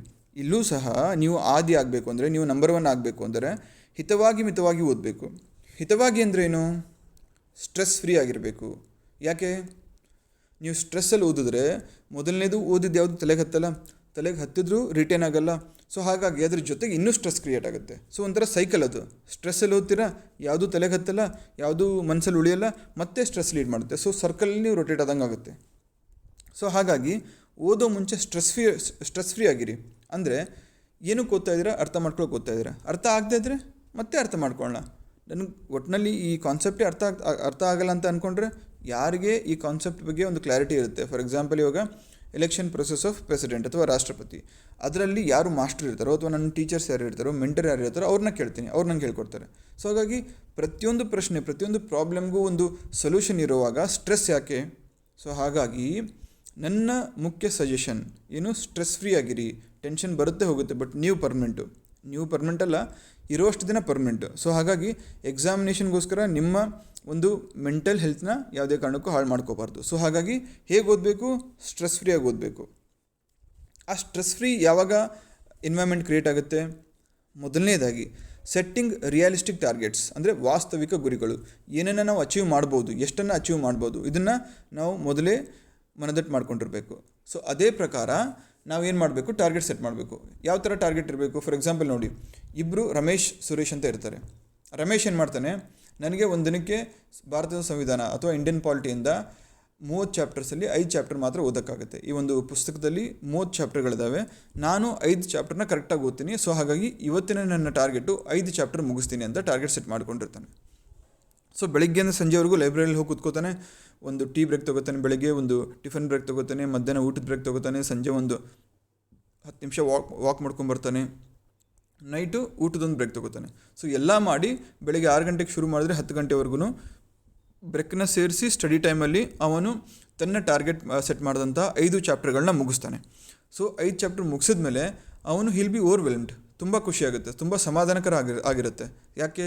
ನಾನು ಸೆಟ್ ಮಾಡಿರೋ ಟಾರ್ಗೆಟ್ ಮುಗಿಸಿದ್ದೀನಿ ಅಂತ ಒಂದು ಖುಷಿ ಬಂದಿರುತ್ತೆ. ಸೊ ಅವನು ನಿಶ್ಚಿಂತೆಯಿಂದ ನಿದ್ದೆಗೆ ಜಾರ್ತಾನೆ. ಸೊ ಬೆಳಗ್ಗೆ ಅದೇ ಫ್ರೆಶ್ ಮೈಂಡಿಂದ, ಅದೇ ಜೋಶಿಂದ, ಅದೇ ಒಂದು ಖುಷಿಯಿಂದ ಅವನು ಎದ್ದೇಳ್ತಾನೆ.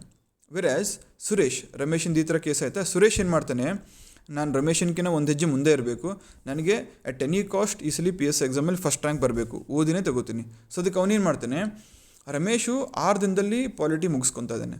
ಸೊ ಅದ್ರ ಬದಲು ನಾನು ಒಂದೇ ದಿನದಲ್ಲಿ ಪಾಲಿಟಿ ಮುಗಿಸ್ಕೊಂಡ್ಬಿಡ್ತೀನಿ, ಮಿಕ್ಕಿದ 5 ದಿನದಲ್ಲಿ 4 ದಿನದಲ್ಲಿ ಬೇರೆ ಸಬ್ಜೆಕ್ಟ್ ಓದ್ತೀನಿ. ಅವನು ಏನೇನು ಓದಲ್ಲ, ಅದನ್ನು ಯಾವ ಸೋರ್ಸನ್ನು ಓದಲ್ಲ, ಅದನ್ನು ತೆಗೆದುಕೊಂಡು ಬಂದು ನಾನು ಅವನಕಿಂತ ಜಾಸ್ತಿ ಓದ್ತೀನಿ ಅಂತ ಒಂದು ಅನ್ರಿಯಲಿಸ್ಟಿಕ್ ಟಾರ್ಗೆಟ್ ಸೆಟ್ ಮಾಡ್ತಾನೆ.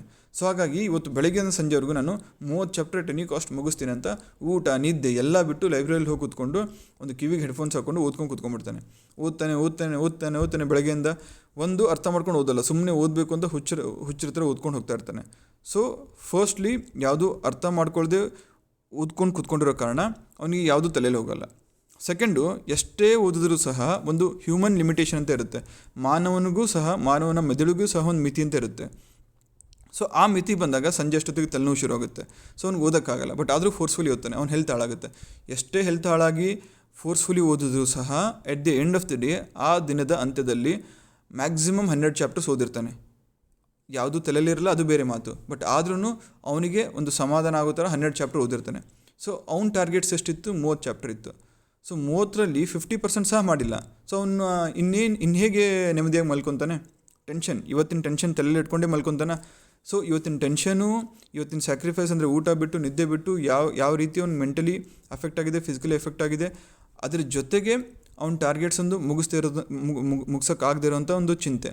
ಸೊ ಎಲ್ಲದರ ಜೊತೆಗೆ ಅವ್ನು ಮಲ್ಕೊಂಡಾಗ ಅವನ ಒಂದು ಮನಸ್ಸಿನ ಮೇಲೆ ನೆಗೆಟಿವ್ ಪರಿಣಾಮ ಬೀರುತ್ತೆ. ಸೊ ಹಾಗಾಗಿ ಮರುದಿನ ರಮೇಶ್ ಯಥಾವತ್ತಾಗಿ 6 ಗಂಟೆ 7 ಗಂಟೆಗೆ ಎದ್ದು ಒಂದು ಬೆಳಗಿನ ಕಾರ್ಯಕ್ರಮಗಳನ್ನ ಮುಗಿಸ್ಕೊಂಡು ಟಿಫನ್ ಮಾಡಿ ಮತ್ತೆ ಲೈಬ್ರರಿಗೆ ಹೋಗಿ ಕೂತ್ಕೊತಾನೆ. ಬೇರೆ ಸುರೇಶ್ ಸ್ಟ್ರೆಸ್ ಆಗಿರುತ್ತೆ, ಟೆನ್ಷನ್ ಆಗಿರುತ್ತೆ. ಬೆಳಗ್ಗೆ 8 ಗಂಟೆ 9 ಗಂಟೆ 10 ಗಂಟೆ ಆದರೂ ಹೇಳೋಕ್ಕಾಗಲ್ಲ. ಸೊ 10 ಗಂಟೆಗೆ ಹೇಳ್ತಾನೆ, ಆಗಲೇ 6 ಗಂಟೆಗೆ ಹೇಳಬೇಕಾಗಿತ್ತು, ಅಲಾರಾಮ್ ಇಟ್ಟಿದ್ದೆ ನಾನು, ನೋಡಿ ಎಲ್ಲ 10 ಗಂಟೆ ಆಯಿತು ಅಂತ ಮತ್ತೆ ಸ್ಟ್ರೆಸ್, ಮತ್ತೆ ಟೆನ್ಷನು.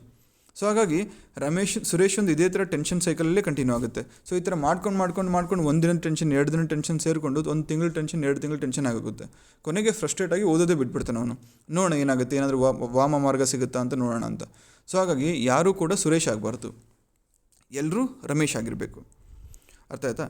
ಸೊ ಹಾಗಾಗಿ ಸೆಟ್ಟಿಂಗ್ ರಿಯಲಿಸ್ಟಿಕ್ ಟಾರ್ಗೆಟ್ಸ್ ನಿಮ್ಮ ಗುರಿಯಾಗಿರಬೇಕು. ಯಾವ ಥರ ಪ್ರತಿ ಸಬ್ಜೆಕ್ಟ್ನ ಪ್ರತಿ ಚಾಪ್ಟರ್ನ ಕವರ್ ಮಾಡಬೇಕು ಅದನ್ನು ಮುಂದಿನ ಸರಣಿಯಲ್ಲಿ ಹೇಳ್ತೀನಿ. ಪ್ರತಿ ಚಾಪ್ಟರ್ಗೂ ಎಷ್ಟು ದಿನಗಳನ್ನ ಕೊಡ್ಬೋದು, ಅಥವಾ ಪ್ರತಿ ಸಬ್ಜೆಕ್ಟ್ಗೂ ನೀವು ಎಷ್ಟು ದಿನ ಕೊಡಬೇಕಾಗತ್ತೆ, ಸೊ ಅದನ್ನು ಇಂಡೆಪ್ತಾಗಿ ಸಪ್ರೇಟ್ ವಿಡಿಯೋಲಿ ಡಿಸ್ಕಸ್ ಮಾಡ್ತೀನಿ. ಇದ್ರ ಜೊತೆಗೆ ನೀವು ರಿಯಲಿಸ್ಟಿಕ್ ಗೋಲ್ಸ್ ಸೆಟ್ ಮಾಡಿದಾಗ ಅಥವಾ ಟಾರ್ಗೆಟ್ ಸೆಟ್ ಮಾಡಿದಾಗ ಅಂದಿನ ಗುರಿಯನ್ನು ಅಂದೇ ಮುಟ್ಟಕ್ಕೆ ಸಾಧ್ಯವಾಗಿರುತ್ತೆ. ಸೊ ಅದೇ ಥರ ನಿಮ್ಮ ಒಂದು ಎಬಿಲಿಟಿ ನೋಡ್ಕೊಳ್ಳಿ. ನೀವು ಫ್ರೆಷರಾ ಅಥವಾ ನೀವು ಒಂದ್ಸಲಿ ಕೋಚಿಂಗ್ ಹೋಗಿಬಿಟ್ಟಿದ್ದೀರಾ. ಸೊ ನೀವು ಕೋಚಿಂಗ್ ಮುಗಿಸಿದ್ರೆ ನಿಮಗೆ ಒಂದು ಸಬ್ಜೆಕ್ಟ್ನ ಕವರ್ ಮಾಡೋಕ್ಕೆ ಎಷ್ಟು ದಿನಗಳು ಬೇಕು. ಸೊ ಇವತ್ತಿನ ದಿನ ಟಾರ್ಗೆಟ್ ಏನು? ಸೊ ಹಾಗಾಗಿ ಇವತ್ತಿನ ಗುರಿ ಮುಟ್ತೀನ ಅಂತ ನೀವು ಮೊದಲನೇ ಡಿಸೈಡ್ ಮಾಡಿಕೊಂಡು ಅದೇ ಪ್ರಕಾರ ಟಾರ್ಗೆಟ್ ಸೆಟ್ ಮಾಡಿ. ಯಾವುದೇ ಕಾರಣಕ್ಕೂ at least 95% of your targets should be met. 5 chapter ಇಟ್ಕೊಂಡಿದ್ದಾರೆ ಅಂದರೆ ಅಟ್ಲೀಸ್ಟ್ 4.25 ಚಾಪ್ಟರ್ ಮುಗಿಸಿರ್ಬೇಕು. ಸಜೆಷನ್ ಏನಂದರೆ 5ಕ್ಕೆ 5 ಮುಗಿಸಿ. ಬಟ್ ಎಲ್ಲೋ ಒಂದು ಕಡೆ ಸ್ಟಕ್ ಆಗಿ ಏನೋ ಅರ್ಥ ಆಗಿಲ್ಲ ಅಂದರೆ ಟೆನ್ಷನ್ ಮಾಡ್ಕೊಳ್ಳೋ ಅವಶ್ಯಕತೆ ಇಲ್ಲ. ಅಟ್ಲೀಸ್ಟ್ 4.25 ಚಾಪ್ಟರ್ಸ್ನ ನೀವು ಮುಗಿಸ್ಕೊಳ್ಬೇಕು. ಇದ್ರ ಜೊತೆಗೆ ವಿನಾಕಾರಣ ಸಮಯ ವ್ಯರ್ಥ ಮಾಡಬಾರ್ದು. ಯಾಕೆ ವ್ಯರ್ಥ ಮಾಡಬಾರ್ದು? ಪ್ರತಿಯೊಬ್ಬ ಆಸ್ಪಿರೆಂಟ್ಗೆ, ಅದು ಎಸ್ಪೆಷಲಿ ಸೀರಿಯಸ್ ಆಸ್ಪಿರೆಂಟ್ಗೆ ಏನು ಕಳ್ಕೊಂಡ್ರೂ ಸಿಗುತ್ತೆ, ಬಟ್ ಟೈಮ್ ಸಿಗಲ್ಲ. ರೈಟ್? ಯಾಕೆ ಟೈಮ್ ಸಿಗಲ್ಲ? ಎಕ್ಸಾಮಿನೇಷನ್ ಕರೆಯೋದೇ ಅಪರೂಪ ಆಗಿದೆ. ಸೊ ಕರೆದಾಗ ಈ ಅವ್ಯವಹಾರ ಕರಪ್ಷನ್ ಆಗಿ ಅದು ಕ್ಯಾನ್ಸಲ್ ಆಗೋ ಚಾನ್ಸಸ್ ಕೂಡ ಇರುತ್ತೆ. ಸೊ ಹಾಗಾಗಿ ಇಂಥ ಒಂದು ಸಂದರ್ಭದಲ್ಲಿ ಒಂದು ಎಕ್ಸಾಮ್ ಕರೆದಿದ್ದಾರೆ, ಅದನ್ನು ಸ್ಟ್ರಿಕ್ಟಾಗಿ ಕಂಡಕ್ಟ್ ಮಾಡ್ತಿದ್ದಾರೆ ಅಂದರೆ ಅದರಂತಹ ಶುಭ ಸುದ್ದಿ ಯಾವುದೂ ಇಲ್ಲ. ಸೊ ಹಾಗಾಗಿ ನೀವು ಬೇರೆ ಆಸ್ಪಿರೆಂಟ್ಸ್ ಅಥವಾ ಬೇರೆ ಫ್ರೆಂಡ್ಸ್ ಕಂಪೇರ್ ಮಾಡಿದ್ರೆ ಅನ್ನೆಸೆಸರಿ ಡಿಸ್ಕಷನ್ ಮಾಡಿಕೊಂಡು ಅನ್ನೆಸೆಸರಿ ಸುತ್ತಾಡಿಕೊಂಡು ಅಥವಾ ನಾಳೆ ಓದ್ತೀನಿ ನಾಡಿದ್ದು ಓದ್ತೀನಿ ಈ ಥರ ಮುಂದೂಡಿಕೊಂಡು ನಿಮ್ಮ ಟೈಮ್ನ ವ್ಯರ್ಥ ಮಾಡಿದ್ರೆ ಒಂದು ಕಡೆ ಕಾಂಪಿಟೇಷನಿಂದ ಹೊರಗಡೆ ಉಳಿತೀರ, ಎರಡನೇ ಕಡೆ ನೀವು ಸ್ಟ್ರೆಸ್ ಮಾಡ್ಕೊಂಡು ಹೋಗ್ತೀರ. ಸೊ ಈ ಸ್ಟ್ರೆಸ್ಸು ನಿಮ್ಮ ಮೇಲೆ ಅಷ್ಟೇ ಅಲ್ಲದೆ ನಿಮ್ಮ ಕುಟುಂಬದವರ ಮೇಲೂ ಪ್ರಭಾವ ಬೀರುತ್ತೆ, both in terms of finances as well as emotions. So ನೀವು ಯಾವ ವಯಸ್ಸಿಗೆ ದುಡಿಮೆ ಶುರು ಮಾಡಬೇಕಾಗಿತ್ತು ಅದು ಮಾಡೋಕ್ಕಾಗದೆ ಮುಂದಿನ ವರ್ಷಕ್ಕೆ ಹೋಗುತ್ತೆ. ಇಲ್ಲ ನಾನು ಈ ವರ್ಷ ಮಾಡ್ಬೇಕು ಅಂದ್ಕೊಂಡು ಸ್ವಲ್ಪದ್ರಲ್ಲಿ ಮಿಸ್ ಆಯಿತು, ಬರೀ 1 ಮಾರ್ಕಲ್ಲಿ ಮಿಸ್ ಆಯಿತು, 5 ಮಾರ್ಕಲ್ಲಿ ಮಿಸ್ ಆಯಿತು, 10 ಮಾರ್ಕಲ್ಲಿ ಮಿಸ್ ಆಯಿತು ಅಂತ ಹೇಳ್ತಾರೆ. ಸೊ ಈ ವರ್ಷ ಬಿಡಲ್ಲ ನಾನು ಸೀರಿಯಸ್ಸಾಗಿ ಕೂತ್ಕೊಂಡು ಓದ್ತೀನಿ, ಸೊ ಈ ವರ್ಷ ಎಷ್ಟೊತ್ತಿದ್ರೂ ಪಾಸ್ ಆಗ್ತೀನಿ ಅಂತ ಹೇಳ್ಬಿಟ್ಟು ನೀವೇನು ಮಾಡ್ತೀರಾ, ಮತ್ತೆ 1 ವರ್ಷ ಕೂತ್ಕೋತೀರ. ಸೊ ಹಾಗಾಗಿ ಇದೇ ಥರ ನೀವು ಸಮಯ ವ್ಯರ್ಥ ಮಾಡಿದ್ರೆ ಹೋದ ಸಮಯ ಬರಲ್ಲ. ಜೊತೆಗೆ ವರ್ಷ ಕಾಂಪಿಟೇಷನ್ ಇನ್ಕ್ರೀಸ್ ಆಗ್ತಾ ಹೋಗುತ್ತೆ, ವರ್ಷ ಕ್ವಶನ್ ಪೇಪರ್ಸು ಡಿಫಿಕಲ್ಟ್ ಆಗ್ತಾ ಹೋಗುತ್ತೆ. ಜೊತೆಗೆ ಕಾಂಪಿಟೇಷನ್ ಇನ್ಕ್ರೀಸ್ ಆದರೆ ಕ್ವಶನ್ ಪೇಪರ್ ಡಿಫಿಕಲ್ಟ್ ಆದರೆ ಏನಾಗುತ್ತೆ, ನಿಮಗೆ ಕಾಂಪೀಟ್ ಮಾಡುವಂಥ ಎಬಿಲಿಟಿ ಅಥವಾ ಒಂದು ಹುಮ್ಮಸ್ಸು ಕಮ್ಮಿ ಆಗ್ತಾ ಹೋಗುತ್ತೆ. ಸೊ ಹಾಗಾಗಿ ಅಂದಿನ ಗುರಿ ಅಂದೇ ಮುಟ್ಟುವುದರ ಜೊತೆಗೆ ಸಮಯವನ್ನು ಅನ್ನೆಸೆಸರಿ ವ್ಯರ್ಥ ಮಾಡಬೇಡಿ. ಸೊ ಸಮಯವನ್ನು ಅನ್ನೆಸೆಸರಿ ವ್ಯರ್ಥ ಮಾಡಬಾರ್ದು ಅಂದರೆ ಏನು ಮಾಡಬೇಕು, ಎಷ್ಟು ಅವರ್ ಮಲ್ಕೋಬೇಕು ಅಷ್ಟು ಅವರ್ ಮಲ್ಕೊಳ್ಳಿ, ಊಟಕ್ಕೆ ನಿದ್ದೆಗೆ ಎಷ್ಟು ಸಮಯ ಬೇಕೋ ಅಷ್ಟು ಎತ್ತಿಡಿ. ಅದಾದಮೇಲೆ ದಿನಕ್ಕೆ ಮಿನಿಮಮ್ ಒಂದು 8 to 10 hours ಅವ್ರ ವರ್ಸ್ಟ್ ಕೇಸ್ 7 to 8 hours ಇಷ್ಟಾದರೂ ನೀವು ಓದಬೇಕಾಗುತ್ತೆ. ಯಾಕಂದರೆ ಫುಲ್ ಟೈಮ್ ಆಸ್ಪಿರೆಂಟ್ ಆಗಿದ್ದರೆ ನೀವು ಬೇರೆ ಕಡೆ ಟೈಮ್ ವೇಸ್ಟ್ ಮಾಡ್ದೇ ಕಂಪ್ಲೀಟಾಗಿ ಸ್ಟಡೀಸ್ ಮೇಲೆ ಟೈಮ್ ಇನ್ವೆಸ್ಟ್ ಮಾಡಿ ಅಟ್ಲೀಸ್ಟ್ 7 to 8 hours ನೀವು ಸೀರಿಯಸ್ ಸ್ಟಡಿ ಮಾಡಬೇಕು. ಲೈಬ್ರರಿಲಿ ಓದ್ತೀರಾ, ಮನೇಲಿ ಓದ್ತೀರಾ, ಅಥವಾ ಗಾರ್ಡನಲ್ಲಿ ಓದ್ತೀರಾ, ಪಾರ್ಕಲ್ಲಿ ಓದ್ತೀರಾ, ಗ್ರೌಂಡಲ್ಲಿ ಓದ್ತೀರಾ, ನಿಮಗೆ ಬಿಟ್ಟಿದ್ದು. ನೀವು ಎಲ್ಲಿ ಓದಿದ್ರೂ ಪರವಾಗಿಲ್ಲ, ಬಟ್ ಟಾರ್ಗೆಟ್ಸ್ನ ಕಂಪ್ಲೀಟ್ ಮಾಡ್ಕೊಂಡು ಹೋಗಬೇಕು. ಸೊ ಈ ಥರ ಇದ್ದರೆ ನಿಮ್ಮದು ಪ್ರಿಪ್ರೇಷನ್ ಫೇಸ್ ಏನಿರುತ್ತೆ ಅದು ಕೂಡ ಒಂದು ಫನ್ ಫೀಲ್ಡ್ ಇರುತ್ತೆ, ಅಂದರೆ ಖುಷಿ ಕೊಡುವಂಥ ಒಂದು ಪ್ರೊಸೆಸ್ ಆಗಿರುತ್ತೆ. ಸೊ ಹಾಗಾಗಿ ವಿನಾಕಾರಣ ಸಮಯ ವ್ಯರ್ಥ ಮಾಡಬೇಡಿ. ನಂತರ ವದಂತಿಗಳಿಗೆ ಕಿವಿ ಕೊಡಬೇಡಿ. ಯಾಕೆ ಈ ಮಾತು ಹೇಳ್ತಾ ಇದ್ದೀನಿ ಅಂದರೆ, ಎಸ್ಪೆಷಲಿ ಕಳೆದ ಒಂದು ವರ್ಷದಲ್ಲಿ ಆಗಿರುವಂಥ ಬೆಳವಣಿಗೆಗಳು, PSI ಎಕ್ಸಾಮ್ ಆಗಿರ್ಬೋದು, FD ಆಗಿರ್ಬೋದು, ಬೇರೆ ಎಕ್ಸಾಮ್ಗಳಲ್ಲಿ ಆ ಥರ ಕರಪ್ಷನ್ ಆಗಿದೆ, ಆ ಥರ ಅವ್ಯವಹಾರ ಆಗಿದೆ. ಸೊ ಈ ಥರ ಎಷ್ಟೋ ವದಂತಿಗಳು ಹರಿದಾಡ್ತಾ ಇತ್ತು. ಅದ್ರ ಜೊತೆಗೆ ಅನ್ಫಾರ್ಚುನೇಟ್ಲಿ PSI ಎಕ್ಸಾಮಲ್ಲಿ ಸಿಕ್ಕಾಕೊಂಬಿದ್ದು ಅದು ವದಂತಿ ನಿಜ ಆಗಿದೆ. ಸೊ ಹಾಗಾಗಿ ಅದು ಸತ್ಯ ಆಗಿದೆ. ಬಟ್ ಪ್ರತಿ ಎಕ್ಸಾಮಲ್ಲಿ ಈ ಥರ ಆಗುತ್ತೆ ಅಂತ ಏನು ಗ್ಯಾರಂಟಿ ಇಲ್ಲ. ಪ್ರತಿ ಎಕ್ಸಾಮನ್ನು ಅಟ್ಲೀಸ್ಟ್ 99% ಆದರೂ ಇನ್ನು ಮುಂಬರುವ ದಿನಗಳಲ್ಲಿ ಕ್ಲೀನಾಗಿ ಟ್ರಾನ್ಸ್ಪರೆಂಟಾಗಿ ಎಕ್ಸಾಮಿನೇಷನ್ನ ಕಂಡಕ್ಟ್ ಮಾಡಲಾಗುತ್ತೆ. ಸೊ ಹಾಗಾಗಿ ಆ ವದಂತಿಗಳಿಗೆ ನೀವು ಕಿವಿಗೊಟ್ಟು ಎಕ್ಸಾಮ್ ಪೋಸ್ಟ್ಪೋನ್ ಆಗುತ್ತೆ ಅಥವಾ ಎಕ್ಸಾಮ್ ಕ್ಯಾನ್ಸಲ್ ಆಗುತ್ತೆ, ಇದೇ ಒಂದು ಟೆನ್ಷನಲ್ಲಿ, ಇದೇ ಒಂದು ಥಾಟಲ್ಲಿ ಸ್ನೇಹಿತರ ಜೊತೆ ಸೇರಿಕೊಂಡು ಡಿಸ್ಕಷನ್ ಅಥವಾ ಕಾಲಹರಣ ಮಾಡೋದು, ತಲೆಹರಟೆ ಮಾಡೋದು, ಇದನ್ನು ಮಾಡೋಕ್ಕೆ ಹೋಗ್ಬೇಡಿ. ನಿಮ್ಮ ಪಾಡಿಗೆ ನಿಮ್ಮ ಕೆಲಸವನ್ನು ನೀವು ಮಾಡಿ. ಕರ್ಮ ಕರೋ ಫಲ್ ಕಿ ಚಿಂತಾ ಮತ್ ಕರೋ. ಸೊ ನಿಮ್ಮ ಕರ್ಮ ಏನಿಲ್ಲಿ ಓದಬೇಕಾಗಿರೋದು, ಕರ್ಮ ಅಂದರೆ ಕೆಲಸ, ನಿಮ್ಮ ಡ್ಯೂಟಿ ಏನು ಓದಬೇಕಾಗಿರೋದು, ಸೀರಿಯಸ್ಸಾಗಿ ಓದಬೇಕಾಗಿರೋದು. ಸೊ ನಿಮ್ಮ ಡ್ಯೂಟಿ ನೀವು ಮಾಡ್ಕೊಂಡು ಹೋಗಿ, ಎಕ್ಸಾಮಿನೇಷನ್ ಯಾವಾಗ ಬರುತ್ತೆ ಆವಾಗ ನಿಶ್ಚಿಂತಂದು ಹೋಗಿ ಬರೀರಿ. ಎಲ್ಲರನ್ನ ಹಿಂದಿಕ್ಕಿ ನೀವು ಮೆರಿಟಲ್ಲಿ ಫಸ್ಟ್ ರ್ಯಾಂಕ್ ತೆಗೆದುಕೊಳ್ತೀರ. ಸೊ ಹಾಗಾಗಿ ನಿಷ್ಠೆ, ಆನೆಸ್ಟಿ, ಡಿಸಿಪ್ಲಿನ್ ಇಂಪಾರ್ಟೆಂಟು. ನೆಕ್ಸ್ಟು ಇದೆಲ್ಲದರ ಜೊತೆಗೆ ಆರೋಗ್ಯ ಚೆನ್ನಾಗಿರಬೇಕು, both physical as well as mental. ಯಾಕೆ ಬರೀ ಫಿಸಿಕಲ್ ಚೆನ್ನಾಗಿದ್ದು ಮೆಂಟಲ್ ಚೆನ್ನಾಗಿಲ್ಲ ಅಂದರೆ ಏನಾಗುತ್ತೆ, ನಿಮಗೆ ಒಂದು ರೀತಿ ಟೆನ್ಷನ್ ಆಗುತ್ತೆ. ಯಾಕೆ ಟೆನ್ಷನ್ ಆಗುತ್ತೆ, ನನ್ನ ಒಂದು ಎಬಿಲಿಟಿ ಇದಕ್ಕೇ ಜಾಸ್ತಿ ಇದೆ, ನಾನು ದಿನಕ್ಕೆ 7 to 8 hours ನಾನು ಓದ್ಬೋದು, ಬಟ್ ನನ್ನ ಮೆಂಟಲ್ ಹೆಲ್ತ್ ಚೆನ್ನಾಗಿಲ್ದಿರೋ ಕಾರಣ ನಾನು 5 hours ಓದೋಕ್ಕಾಗ್ತಾಯಿದೆ. ಬಟ್ ಫಿಸಿಕಲ್ ಹೆಲ್ತ್ ಚೆನ್ನಾಗಿದೆ, ಮೆಂಟಲ್ ಹೆಲ್ತ್ ಚೆನ್ನಾಗಿಲ್ಲ, ಏನು ಮಾಡೋದು? ಆಬ್ವಿಯಸ್ಲಿ ಫಸ್ಟ್ ಸ್ಟೇಟ್ಮೆಂಟು ಏನು, ಸ್ಟ್ರೆಸ್ ಫ್ರೀ ಆಗಿರಬೇಕು. ಸ್ಟ್ರೆಸ್ ಫ್ರೀ ಆಗಿ ಹೇಗಿರಬೇಕು, ಅಗೇನ್ 1 to 5 points ಓದ್ಕೊಂಬನ್ನಿ. ಸೆಟ್ಟಿಂಗ್ ರಿಯಲಿಸ್ಟಿಕ್ ಟಾರ್ಗೆಟ್ಸ್, ಅವತ್ತಿನ ಗುರಿ ಅವತ್ತೇ ಮುಟ್ಟೋದು, ವಿನಾಕಾರಣ ಸಮಯ ವ್ಯರ್ಥ ಮಾಡದೇ ಇರೋದು, ಜೊತೆಗೆ ವದಂತಿಗಳಿಗೆ ಕಿವಿ ಕೊಡದೇ ಇರೋದು. ಸೊ ಇಷ್ಟು ಮಾಡಿದ್ರೆ ನಿಮ್ಮ ಮೆಂಟಲ್ ಹೆಲ್ತ್ ಚೆನ್ನಾಗಿರುತ್ತೆ. ಇದರ ಜೊತೆಗೆ ಒಂದು ಥಿಂಗ್ನ ನೀವು ತಲೆಯಿಟ್ಕೊಳ್ಳಿ, ಏನಂತ, ಪರೀಕ್ಷೆನೇ ಜೀವನ ಅಲ್ಲ, ಜೀವನದ ಒಂದು ಅವಿಭಾಜ್ಯ ಅಂಗ ಅಥವಾ ಇಂಪಾರ್ಟೆಂಟ್ ಅಂಗ ಯಾವುದು ಅಥವಾ ಫೇಸ್ ಯಾವುದು, ಪರೀಕ್ಷೆ. ಬಟ್ ಪರೀಕ್ಷೆಯಲ್ಲಿ ಫೇಲ್ ಆದರೆ ಜೀವನನೇ ಮುಗ್ದು ಹೋಗಲ್ಲ. ಸೊ ಇದಲ್ಲದೆ ಜೀವನ ಇರುತ್ತೆ. ಎಷ್ಟೋ ಜನ IAS ಆಗದೆ KS ಆಗಿರ್ತಾರೆ, KS ಆಗದೆ PSI ಆಗಿರ್ತಾರೆ, ಕೆಲವೊಬ್ರು PSI ಆಗದೇ ವಾಪಸ್ಸು ಪೊಲಿಟಿಕ್ಸಲ್ಲಿ ಬಂದು ಡೈರೆಕ್ಟಾಗಿ MP ಮಿನಿಸ್ಟರ್ ಆಗಿರ್ತಾರೆ, ಕೆಲವೊಬ್ಬರು ಬಿಸ್ನೆಸ್ ಎಸ್ಟಾಬ್ಲಿಷ್ ಮಾಡ್ಕೊಂಡು ಅದರಲ್ಲೂ ಸಕ್ಸಸ್ಫುಲ್ ಆಗಿರ್ತಾರೆ. ಸೊ ಹಾಗಾಗಿ ಸಕ್ಸಸ್ ಅನ್ನೋ ಒಂದು ಯಾರ್ಡ್ ಸ್ಟಿಕ್ ಅಥವಾ ಒಂದು ಅಳತೆ ಮಾಡೋಕ್ಕೆ ಆಗದೇ ಇರುವಂಥ ಒಂದು ಸಾಧನ ಯಾವುದು ಅಂದರೆ ನಮ್ಮ ಮೆಂಟಲ್ ಸ್ಟೆಬಿಲಿಟಿ. ಸೊ ಸಕ್ಸಸ್ನ ಯಾವತ್ತೂ ನೀವು ಯಾವ ರೀತಿ ಅಳಿಬೇಕು, ನಿಮ್ಮ ಸ್ಟೇಟ್ ಆಫ್ ಮೈಂಡ್, ಎಷ್ಟು ಖುಷಿಯಾಗಿದ್ದೀರಾ, ಎಷ್ಟು ಸ್ಯಾಟಿಸ್ಫೈಡ್ ಆಗಿದ್ದೀರಾ, ಅದ್ರ ಬೇಸಿಸ್ ಮೇಲೆ ನಿಮ್ಮ ಸಕ್ಸಸ್ನ ಅಳಿರಿ. ಅದರ ಬದಲಾಗಿ ಬರೀ ಒಂದು ಪರೀಕ್ಷೆ ಆಧಾರದ ಮೇಲೆ, ಪರೀಕ್ಷೆಯಲ್ಲಿ ಪಾಸ್ ಆದ್ನೋ ಫೇಲ್ ಆದ್ನೋ, ಇದರ ಆಧಾರದ ಮೇಲೆ ಯಾವುದೇ ಕಾರಣಕ್ಕೂ ನಿಮ್ಮ ಸಕ್ಸಸ್ನ ಅಳಿಯೋಕ್ಕೆ ಹೋಗಬೇಡಿ. ಸೊ ಹಾಗಾಗಿ ನಿಮ್ಮ ಮೆಂಟಲ್ ಹೆಲ್ತ್ ಕಾಯ್ಕೊಳ್ಳೋದು ತುಂಬ ಅತಿ ಅವಶ್ಯಕ. ಇದ್ರ ಜೊತೆಗೆ ಫಿಸಿಕಲ್ ಹೆಲ್ತ್. ಯಾರು ಮನೇಲಿ ಇದ್ಕೊಂಡು ಓದ್ತಾ ಇರ್ತೀರ ಅವರಿಗೆ ಮೋಸ್ಟ್ಲಿ 100% ಅಂತ ಹೇಳಲ್ಲ, ಮೋಸ್ಟ್ಲಿ ಯಾವುದೇ ಕಾರಣಕ್ಕೆ ಒಂದು ಫಿಸಿಕಲ್ ಹೆಲ್ತ್ ಚೆನ್ನಾಗಿರುತ್ತೆ, ಏನೂ ತೊಂದರೆ ಆಗಲ್ಲ. ಯಾಕಂದರೆ ಮನೆ ಊಟ ಆಗ್ತಾ ಇರುತ್ತೆ, ಟೈಮ್ ಟು ಟೈಮ್ ಊಟ ನಿದ್ದೆ ಆಗ್ತಾ ಇರುತ್ತೆ, ದ್ಯಾಟ್ ಈಸ್ ಫೈನ್. ಬಟ್ ಯಾರು ಊರು ಬಿಟ್ಟು ರೂಮ್ ಮಾಡ್ಕೊಂಡಿರ್ತಾರೆ ಹೊರಗಡೆ ಫ್ರೆಂಡ್ಸ್ ಜೊತೆ, ಇವರಿಗೆ ಮ್ಯಾಕ್ಸಿಮಮ್ ಟಿಫನ್ನು, ಮಧ್ಯಾಹ್ನದ ಊಟ, ರಾತ್ರಿ ಊಟ, ಟೀ ಎಲ್ಲನೂ ಹೊರಗಡೆ ಆಗ್ತಾ ಇರುತ್ತೆ. ಸೊ ಹಾಗಾಗಿ these people are more vulnerable to imbalance in their physical health. So ಹಾಗಾಗಿ ಎಲ್ಲಿ ಊಟ ಮಾಡ್ತೀರಾ, ಎಷ್ಟು ಊಟ ಮಾಡ್ತೀರಾ, ಏನು ಊಟ ಮಾಡ್ತೀರಾ, ಇದೊಂದು ಡಯಟ್ ಮಾಡಿಕೊಂಡು ಅದ್ರ ಪ್ರಕಾರನೇ ನಿಮ್ಮ ಫಿಸಿಕಲ್ ಹೆಲ್ತ್ ಕಾಯ್ದಿಟ್ಕೊಳ್ಬೇಕಾಗುತ್ತೆ. ಸೊ ಜೊತೆಗೆ ನೀವು ವಾಕಿಂಗ್ ಮಾಡ್ತೀರಾ, ರನ್ನಿಂಗ್ ಮಾಡ್ತೀರಾ ಅಥವಾ ಫಿಸಿಕಲ್ ಎಕ್ಸಸೈಸ್ ಮಾಡ್ತೀರಾ, ಅದು ನಿಮಗೆ ಬಿಟ್ಟಿದ್ದು. ಒಟ್ಟಿನಲ್ಲಿ both mental and physical health ನೀವು ಚೆನ್ನಾಗಿ ಕಾಯ್ದುಕೊಳ್ಬೇಕು. ನೆಕ್ಸ್ಟ್, ಇನ್ನು ಹಿತವಾಗಿ ಓದೋದು ಹೇಗಂತ ನಾವು ತಿಳ್ಕೊಂಡ್ವಿ. ಮಿತವಾಗಿ ಎಂದರೇನು? ಮಿತ ಅಂದರೆ ಲಿಮಿಟ್ ಇರಬೇಕು. ಅಂದರೆ ಎಷ್ಟು ಬೇಕೋ ಅಷ್ಟೇ ಓದಬೇಕು, ಅನಾವಶ್ಯಕವಾಗಿ ಜಾಸ್ತಿ ಓದೋಂಗಿಲ್ಲ. ಫಾರ್ ಎಕ್ಸಾಂಪಲ್ ರಮೇಶ್ ಸುರೇಶ್ದೇ ಎಕ್ಸಾಂಪಲ್ ತೊಗೊಳ್ಳೋಣ. ರಮೇಶು ಒಂದು ಸಬ್ಜೆಕ್ಟಿಗೆ, ಇವಾಗ ಪಾಲಿಟಿಗೆ ಲಕ್ಷ್ಮೀಕಾಂತ್ ಮಾತ್ರ ಓದ್ತೀನಿ ಅಂತ ಡಿಸೈಡ್ ಮಾಡಿರ್ತಾನೆ. ಸೊ 5 ದಿನ ಟಾರ್ಗೆಟ್ ಹಾಕ್ಕೊತಾನೆ, ದಿನಕ್ಕೆ 5 ಚಾಪ್ಟ್ರಂಗೆ 6 ದಿನಕ್ಕೆ ಲಕ್ಷ್ಮೀಕಾಂತ್ ಮುಗಿಸಾಕ್ತಾನೆ. ಸುರೇಶ್ ಏನು ಮಾಡ್ತಾನೆ, ಮೊದಲನೇ ತಪ್ಪಿಂದ ಕಲ್ತಿರ್ತಾನೆ, ಏನು setting realistic targets. So unrealistic target set ಮಾಡೋ ಬದಲು ದಿನಕ್ಕೆ ನಾನು 5 ಚಾಪ್ಟರ್ ಓದ್ತೀನಿ ಅಂತ ಡಿಸೈಡ್ ಮಾಡಿರ್ತಾನೆ. ಬಟ್ ಎರಡನೇ ಸರ್ತಿ ಏನು ತಪ್ಪು ಮಾಡ್ತಾನೆ, ರಿಯಲಿಸ್ಟಿಕ್ ಟಾರ್ಗೆಟ್ ಸೆಟ್ ಮಾಡಿದ್ರೂ ಸಹ ಒಂದು ಸಬ್ಜೆಕ್ಟ್ಗೆ ಒಂದೇ ಟೆಕ್ಸ್ಟ್ ಬುಕ್ ರೆಫರ್ ಮಾಡಲ್ಲ, 10 ಟೆಕ್ಸ್ಟ್ ಬುಕ್ ತೊಗೊಂಬರ್ತಾನೆ.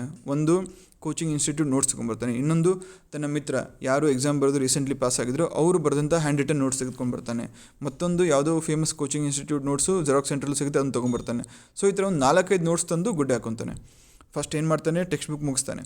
ಅದಾದಮೇಲೆ ಟೆಕ್ಸ್ಟ್ ಬುಕ್ ರಿವಿಷನ್ ಮಾಡೋ ಮುಂಚೆನೇ ಅವ್ನ ಫ್ರೆಂಡ್ ಬರೆದಿರೋಂಥ ನೋಟ್ಸ್ ಓದ್ತಾನೆ. ಆಮೇಲೆ ಕೋಚಿಂಗ್ ಇನ್ಸ್ಟಿಟ್ಯೂಟ್ ನೋಟ್ಸ್ ಓದ್ತಾನೆ. ಆಮೇಲೆ ಜೆರಾಕ್ಸ್ ಸೆಂಟ್ರಲ್ಲಿ ಸಿಕ್ಕಿರೋಂಥ ನೋಟ್ಸ್ ಓದ್ತಾನೆ. ಅಲ್ಲಿ ರಮೇಶ್ ಏನು ಮಾಡ್ತಾ ಇರ್ತಾನೆ, 5 ದಿನ ಅವ್ನು ಪಾಲಿಟಿ ಮುಗಿಸಿ ನೆಕ್ಸ್ಟ್ ಜಿಯೋಗ್ರಫಿ ಓದ್ತಾ ಇರ್ತಾನೆ, ಪಾಲಿಟಿ ರಿವಿಷನ್ ಮುಗಿಸ್ಕೊಂಡು. ಇಲ್ಲಿ ಸುರೇಶ 15 ದಿನ ಆಗುತ್ತೆ, 20 ದಿನ ಆಗುತ್ತೆ, ಇನ್ನೂ ಪಾಲಿಟಿಯಲ್ಲೇ ಇರ್ತಾನೆ. ಯಾಕೆ? ಇವನ ಉದ್ದೇಶ ಏನು, ಪಾಲಿಟಿಲಿ 15 ಕ್ವಶನ್ ಬಂದರೆ 15 ಕ್ವಶನ್ಸ್ ಕರೆಕ್ಟ್ ಮಾಡ್ತೀನಿ, ಯಾವುದೂ ಮಿಸ್ ಮಾಡಲ್ಲ. ಸೊ ಹಾಗಾಗಿ ಎಷ್ಟಾಗುತ್ತೋ ಅಷ್ಟು ಈ ಸಬ್ಜೆಕ್ಟ್ ಮೇಲೆ ನಾನು ರೆಫರೆನ್ಸಸ್ ಓದ್ತೀನಿ ಅಂತ ಕೂತ್ಕೊಂಡಿರ್ತಾನೆ. ಸೊ ಇಲ್ಲಿ 15 ದಿನ ಹೋಗುತ್ತೆ, 20 ದಿನ ಹೋಗುತ್ತೆ, 1 ತಿಂಗಳು ಪೂರ್ತಿ ಪಾಲಿಟಿನೇ ಓದ್ತಾನೆ, 5 ಟೆಕ್ಸ್ಟ್ ಬುಕ್ಸ್ ಓದ್ತಾನೆ ಅಥವಾ 5 ಸೋರ್ಸಸ್ ಓದ್ತಾನೆ. ಕೊನೆಗೆ ರಿವಿಷನ್ ಅಂತ ಬಂದಾಗ ಯಾವುದನ್ನು ರಿವಿಷನ್ ಮಾಡಬೇಕು ಅಂತ ಗೊತ್ತಾಗಲ್ಲ. ಸಬ್ಜೆಕ್ಟ್ ಸ್ಟ್ಯಾಂಡರ್ಡ್ ಟೆಕ್ಸ್ಟ್ ಬುಕ್ ಮಾಡಲು, ನೋಟ್ಸ್ ಫ್ರೆಂಡ್ ಬರೆದಿರೋಂಥ ನೋಟ್ಸ್ ಮಾಡಲು, ಕೋಚಿಂಗ್ ಇನ್ಸ್ಟಿಟ್ಯೂಟ್ ನೋಟ್ಸ್ ಮಾಡಲು ಅಥವಾ ಜೆರಾಕ್ಸ್ ಸೆಂಟರ್ ನೋಟ್ಸ್ ಮಾಡಲು, ಎಲ್ಲದೂ ಕನ್ಫ್ಯೂಸ್ ಆಗುತ್ತೆ ಅವನಿಗೆ. ಯಾಕಂದರೆ ಒಂದೇ ಕಾನ್ಸೆಪ್ಟನ್ನ ಬೇರೆ ಬೇರೆ ರೀತಿಯಲ್ಲಿ ಬೇರೆ ಬೇರೆ ಸೋರ್ಸಸಲ್ಲಿ ಬರೆದಿರ್ತಾರೆ. ಸೊ ಹಾಗಾಗಿ ಕನ್ಫ್ಯೂಸ್ ಆಗಿ ಯಾವುದೂ ಮಾಡೋಕ್ಕಾಗ್ದೇ again he'll go back to that vicious cycle. Stress ಮಾಡಿಕೊಂಡು, ಟೆನ್ಷನ್ ಮಾಡಿಕೊಂಡು, ಫ್ರಸ್ಟ್ರೇಟ್ ಆಗಿ ಮತ್ತೆ ಕೂತ್ಕೊತಾನೆ. ಬಟ್ ರಮೇಶ್ ಯಾವ ಸಬ್ಜೆಕ್ಟ್ಗೆ ಎಷ್ಟು ಓದಿರ್ತಾನೋ, ಯಾವ ಟೆಕ್ಸ್ಟ್ ಬುಕ್ ಓದಿರ್ತಾನೆ ಅದನ್ನೇ ಕರೆಕ್ಟಾಗಿ ರಿವಿಷನ್ ಮಾಡ್ಕೊತಾನೆ, ಎಕ್ಸಾಮ್ಗೆ ಹೋಗ್ತಾನೆ, ಬರೀತಾನೆ, ಪಾಸ್ ಆಗ್ತಾನೆ. ಹಾಗಾಗಿ ಎಷ್ಟು ಬೇಕೋ ಅಷ್ಟೇ ಇರಲಿ, ನೀವು ರಮೇಶ್ ಥರ ಆಗಬೇಕು. ಒಂದು ವಿಷಯಕ್ಕೆ ಒಂದೇ ಪುಸ್ತಕ ಇರಬೇಕು, ಅದಕ್ಕಿಂತ ಜಾಸ್ತಿ ಬೇಡ. ಅದನ್ನು ಪದೇ ರಿವಿಷನ್ ಮಾಡ್ಕೊಳ್ಳಿ. ಇವಾಗ 1.5 ತಿಂಗಳಲ್ಲಿ ನೀವು ಎಲ್ಲ ಕೋರ್ಸ್ ಸಬ್ಜೆಕ್ಟ್ಸ್ 6 ಇಂದ 7 ಸಬ್ಜೆಕ್ಟ್ಸ್ನ ನೀವು ಒಂದೊಂದು ವಾರದ ಥರ ಹಿಡ್ಕೊಂಡು ಮುಗಿಸಿದ್ರೆ ನೆಕ್ಸ್ಟ್ 1.5 ತಿಂಗಳಾದಮೇಲೆ 3 ದಿನಕ್ಕೊಂದ್ಸರಿ ಒಂದೊಂದು ಸಬ್ಜೆಕ್ಟ್ ಮುಗಿಸ್ಕೊಂಡೋಗಿ. ಸೊ ಫಸ್ಟ್ ರಿವಿಷನಲ್ಲಿ ನೀವು ಒಂದು ಸಬ್ಜೆಕ್ಟ್ ರಿವಿಷನ್ ಮಾಡೋಕ್ಕೆ 3 ದಿನ ಬೇಕಾದರೆ ಸೆಕೆಂಡ್ ರಿವಿಷನಲ್ಲಿ 2 ದಿನ ಆಗುತ್ತೆ, ಥರ್ಡ್ ರಿವಿಷನಲ್ಲಿ 1 ದಿನ ಆಗುತ್ತೆ. ಸೊ ಈ ಥರ 3 to 4 revisions must and should ಆಗಲೇಬೇಕು. ಆವಾಗ ಮಾತ್ರ ನಿಮಗೆ ಒಂದು ಸಬ್ಜೆಕ್ಟ್ ಮೇಲೆ ಹಿಡಿತ ಅಥವಾ ಒಂದು ಗ್ರಿಪ್ ಸಿಗುತ್ತೆ. ಸೊ ಆ ಒಂದು ಸಂದರ್ಭದಲ್ಲಿ ನೀವು ಕಾನ್ಫಿಡೆಂಟಾಗಿ ಅದ್ರ ಮೇಲೆ ಏನೇ ಪ್ರಶ್ನೆ ಬಂದ್ರೂ ಸಾಲ್ವ್ ಮಾಡ್ತೀನಿ ಅನ್ನೋ ಒಂದು ಧೈರ್ಯ ಬರುತ್ತೆ. ಇದಾದಮೇಲೆ ಎಷ್ಟೋ ಜನ ಹೇಳ್ದಲ್ಲ, 1000 ಕ್ವಶನ್ ಸಾಲ್ವ್ ಮಾಡು ಅಥವಾ 50-60 ಮಾಕ್ ಟೆಸ್ಟ್ ಸಾಲ್ವ್ ಮಾಡು ಅಥವಾ ಪ್ರೀವಿಯಸ್ಲಿ UPSC ಕೇಳುವಂಥ ಎಲ್ಲ ಕ್ವಶನ್ ಪೇಪರ್ ಸಾಲ್ವ್ ಮಾಡು. ಈ ಥರ ಸುಮಾರು ಬಿಟ್ಟಿ ಸಜೆಷನ್ಸ್ ಬರುತ್ತೆ. ನಮ್ಮ ದೇಶದಲ್ಲಿ ಫ್ರೀಯಾಗಿ ಸಿಗೋದಂದರೆ ಸಜೆಷನ್ಸ್. ಯಾರ ಕಡೆಯಿಂದ ಚಿಕ್ಕವ್ರು ಹಿಡ್ಕೊಂಡು ದೊಡ್ಡವ್ರವರೆಗೂ ಎಲ್ಲರೂ ಫ್ರೀಯಾಗಿ ಸಜೆಷನ್ಸ್ ಕೊಡ್ತಾರೆ. ಸೊ ಹಾಗಾಗಿ ಈ ಸಜೆಷನ್ ತೊಗೊಳಕ್ಕೆ ಹೋಗ್ಬೇಡಿ, ಈ ಸಜೆಷನ್ನ ಯಾರೂ ಕ್ಯೂ ಮೇಲೆ ಹಾಕ್ಕೋಬೇಡಿ. ಲಿಮಿಟೆಡ್ ಟೆಸ್ಟ್ ಸಾಲ್ವ್ ಮಾಡಿ, ಲಿಮಿಟೆಡ್ ಕ್ವಶನ್ ಸಾಲ್ವ್ ಮಾಡಿ. ಒಂದು 30-35 mock test more than sufficient. ನೀವು ವಾರಕ್ಕೆ 2 ಅಂದ್ಕೊಂಡ್ರೂ ಆರಾಮಾಗಿ ಒಂದು 2.5-3 ತಿಂಗಳಲ್ಲಿ ಒಂದು 30-35 ಕ್ವಶನ್ ಪೇಪರ್ ಸಾಲ್ವ್ ಮಾಡ್ಬೋದು. ಸಾಲ್ವ್ ಯಾವ ರೀತಿ ಮಾಡಬೇಕು? ಬರೀ ಪ್ರಶ್ನೆ ನೋಡಿದೆ, ನಾನು ಆನ್ಸರ್ ಮಾರ್ಕ್ ಮಾಡಿದೆ, 2 ಅವರ್ ಮುಗಿದ ಮೇಲೆ ನಾನು ಸ್ಕೋರ್ ನೋಡಿದೆ, ಮನೆಗೆ ಹೋದೆ, ಈ ಥರ ಇರಬಾರ್ದು. ಮಾಕ್ ಟೆಸ್ಟ್ ಅಥವಾ ಅಣುಕು ಪರೀಕ್ಷೆ ತೆಗೆದುಕೊಳ್ಳುವ ಹಿಂದಿರುವ ಮುಖ್ಯ ಉದ್ದೇಶ ಏನು?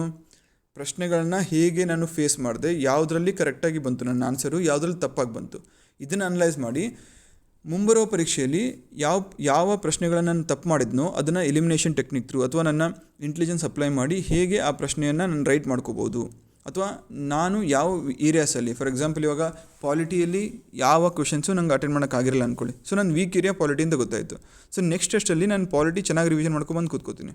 ಸೊ ಈ ಥರ ಅನಾಲಿಸಿಸ್ ಮಾಡ್ಕೊಳ್ಳೋಕ್ಕೆ ನಿಮ್ಮ ವೀಕ್ ಏರಿಯಾಸು, ಸ್ಟ್ರಾಂಗ್ ಏರಿಯಾಸು ಅಥವಾ ಇಂಪ್ರೂವೈಸೇಷನ್, ಸೊ ಇಂಪ್ರೂವ್ ಮಾಡ್ಕೊಳ್ಳೋಕ್ಕೆ ನಿಮ್ಮ ಮಾಕ್ ಟೆಸ್ಟ್ ನಿಮಗೆ ಹೆಲ್ಪ್ ಆಗಿರಬೇಕು. ಸೊ ಅದಕ್ಕೂ ಸಹ ಲಿಮಿಟೇಷನ್ ಇಟ್ಕೊಳ್ಳಿ. ಮ್ಯಾಕ್ಸಿಮಮ್ 30-35 ಟೆಸ್ಟ್ನ ಸಾಲ್ವ್ ಮಾಡಿ, ಅದಕ್ಕಿಂತ ಜಾಸ್ತಿ ಅವಶ್ಯಕತೆ ಇಲ್ಲ. ಅದ್ರ ಜೊತೆಗೆ ಅಂದಿನ ಕರೆಂಟ್ ಅಫೇರ್ಸ್ನ ಅಂದೇ ಮುಗಿಸೋದು, ಯಾವುದೇ ಕಾರಣಕ್ಕೂ ಡಿಲೇ ಮಾಡೋಕ್ಕೆ ಹೋಗಬೇಡಿ. ಈ ಕರೆಂಟ್ ಅಫೇರ್ಸ್ ಕೆಲವೊಬ್ರು ಏನು ಮಾಡ್ತಾರೆ, ಟ್ರೆಂಡ್ ಯಾವ ಥರ ಆಗಿದೆ ಅಂದರೆ weekly current affairs video analysis ಬರುತ್ತೆ, ಇಲ್ಲ monthly current affairs video analysis ಬರುತ್ತೆ. ಸೊ ಅದನ್ನು ಓದ್ಬಿಡೋಣ, ಅಥವಾ ಮಂತ್ಲಿ ಕರೆಂಟ್ ಅಫೇರ್ಸ್ ಮ್ಯಾಗ್ಝಿನ್ ಬರುತ್ತೆ, ಅದನ್ನು ಓದ್ಬಿಟ್ರೆ ನಂಗೆ ಎಲ್ಲವೂ ತಲೆಯಲ್ಲಿ ಕೂತ್ಕೊಳ್ಳುತ್ತೆ.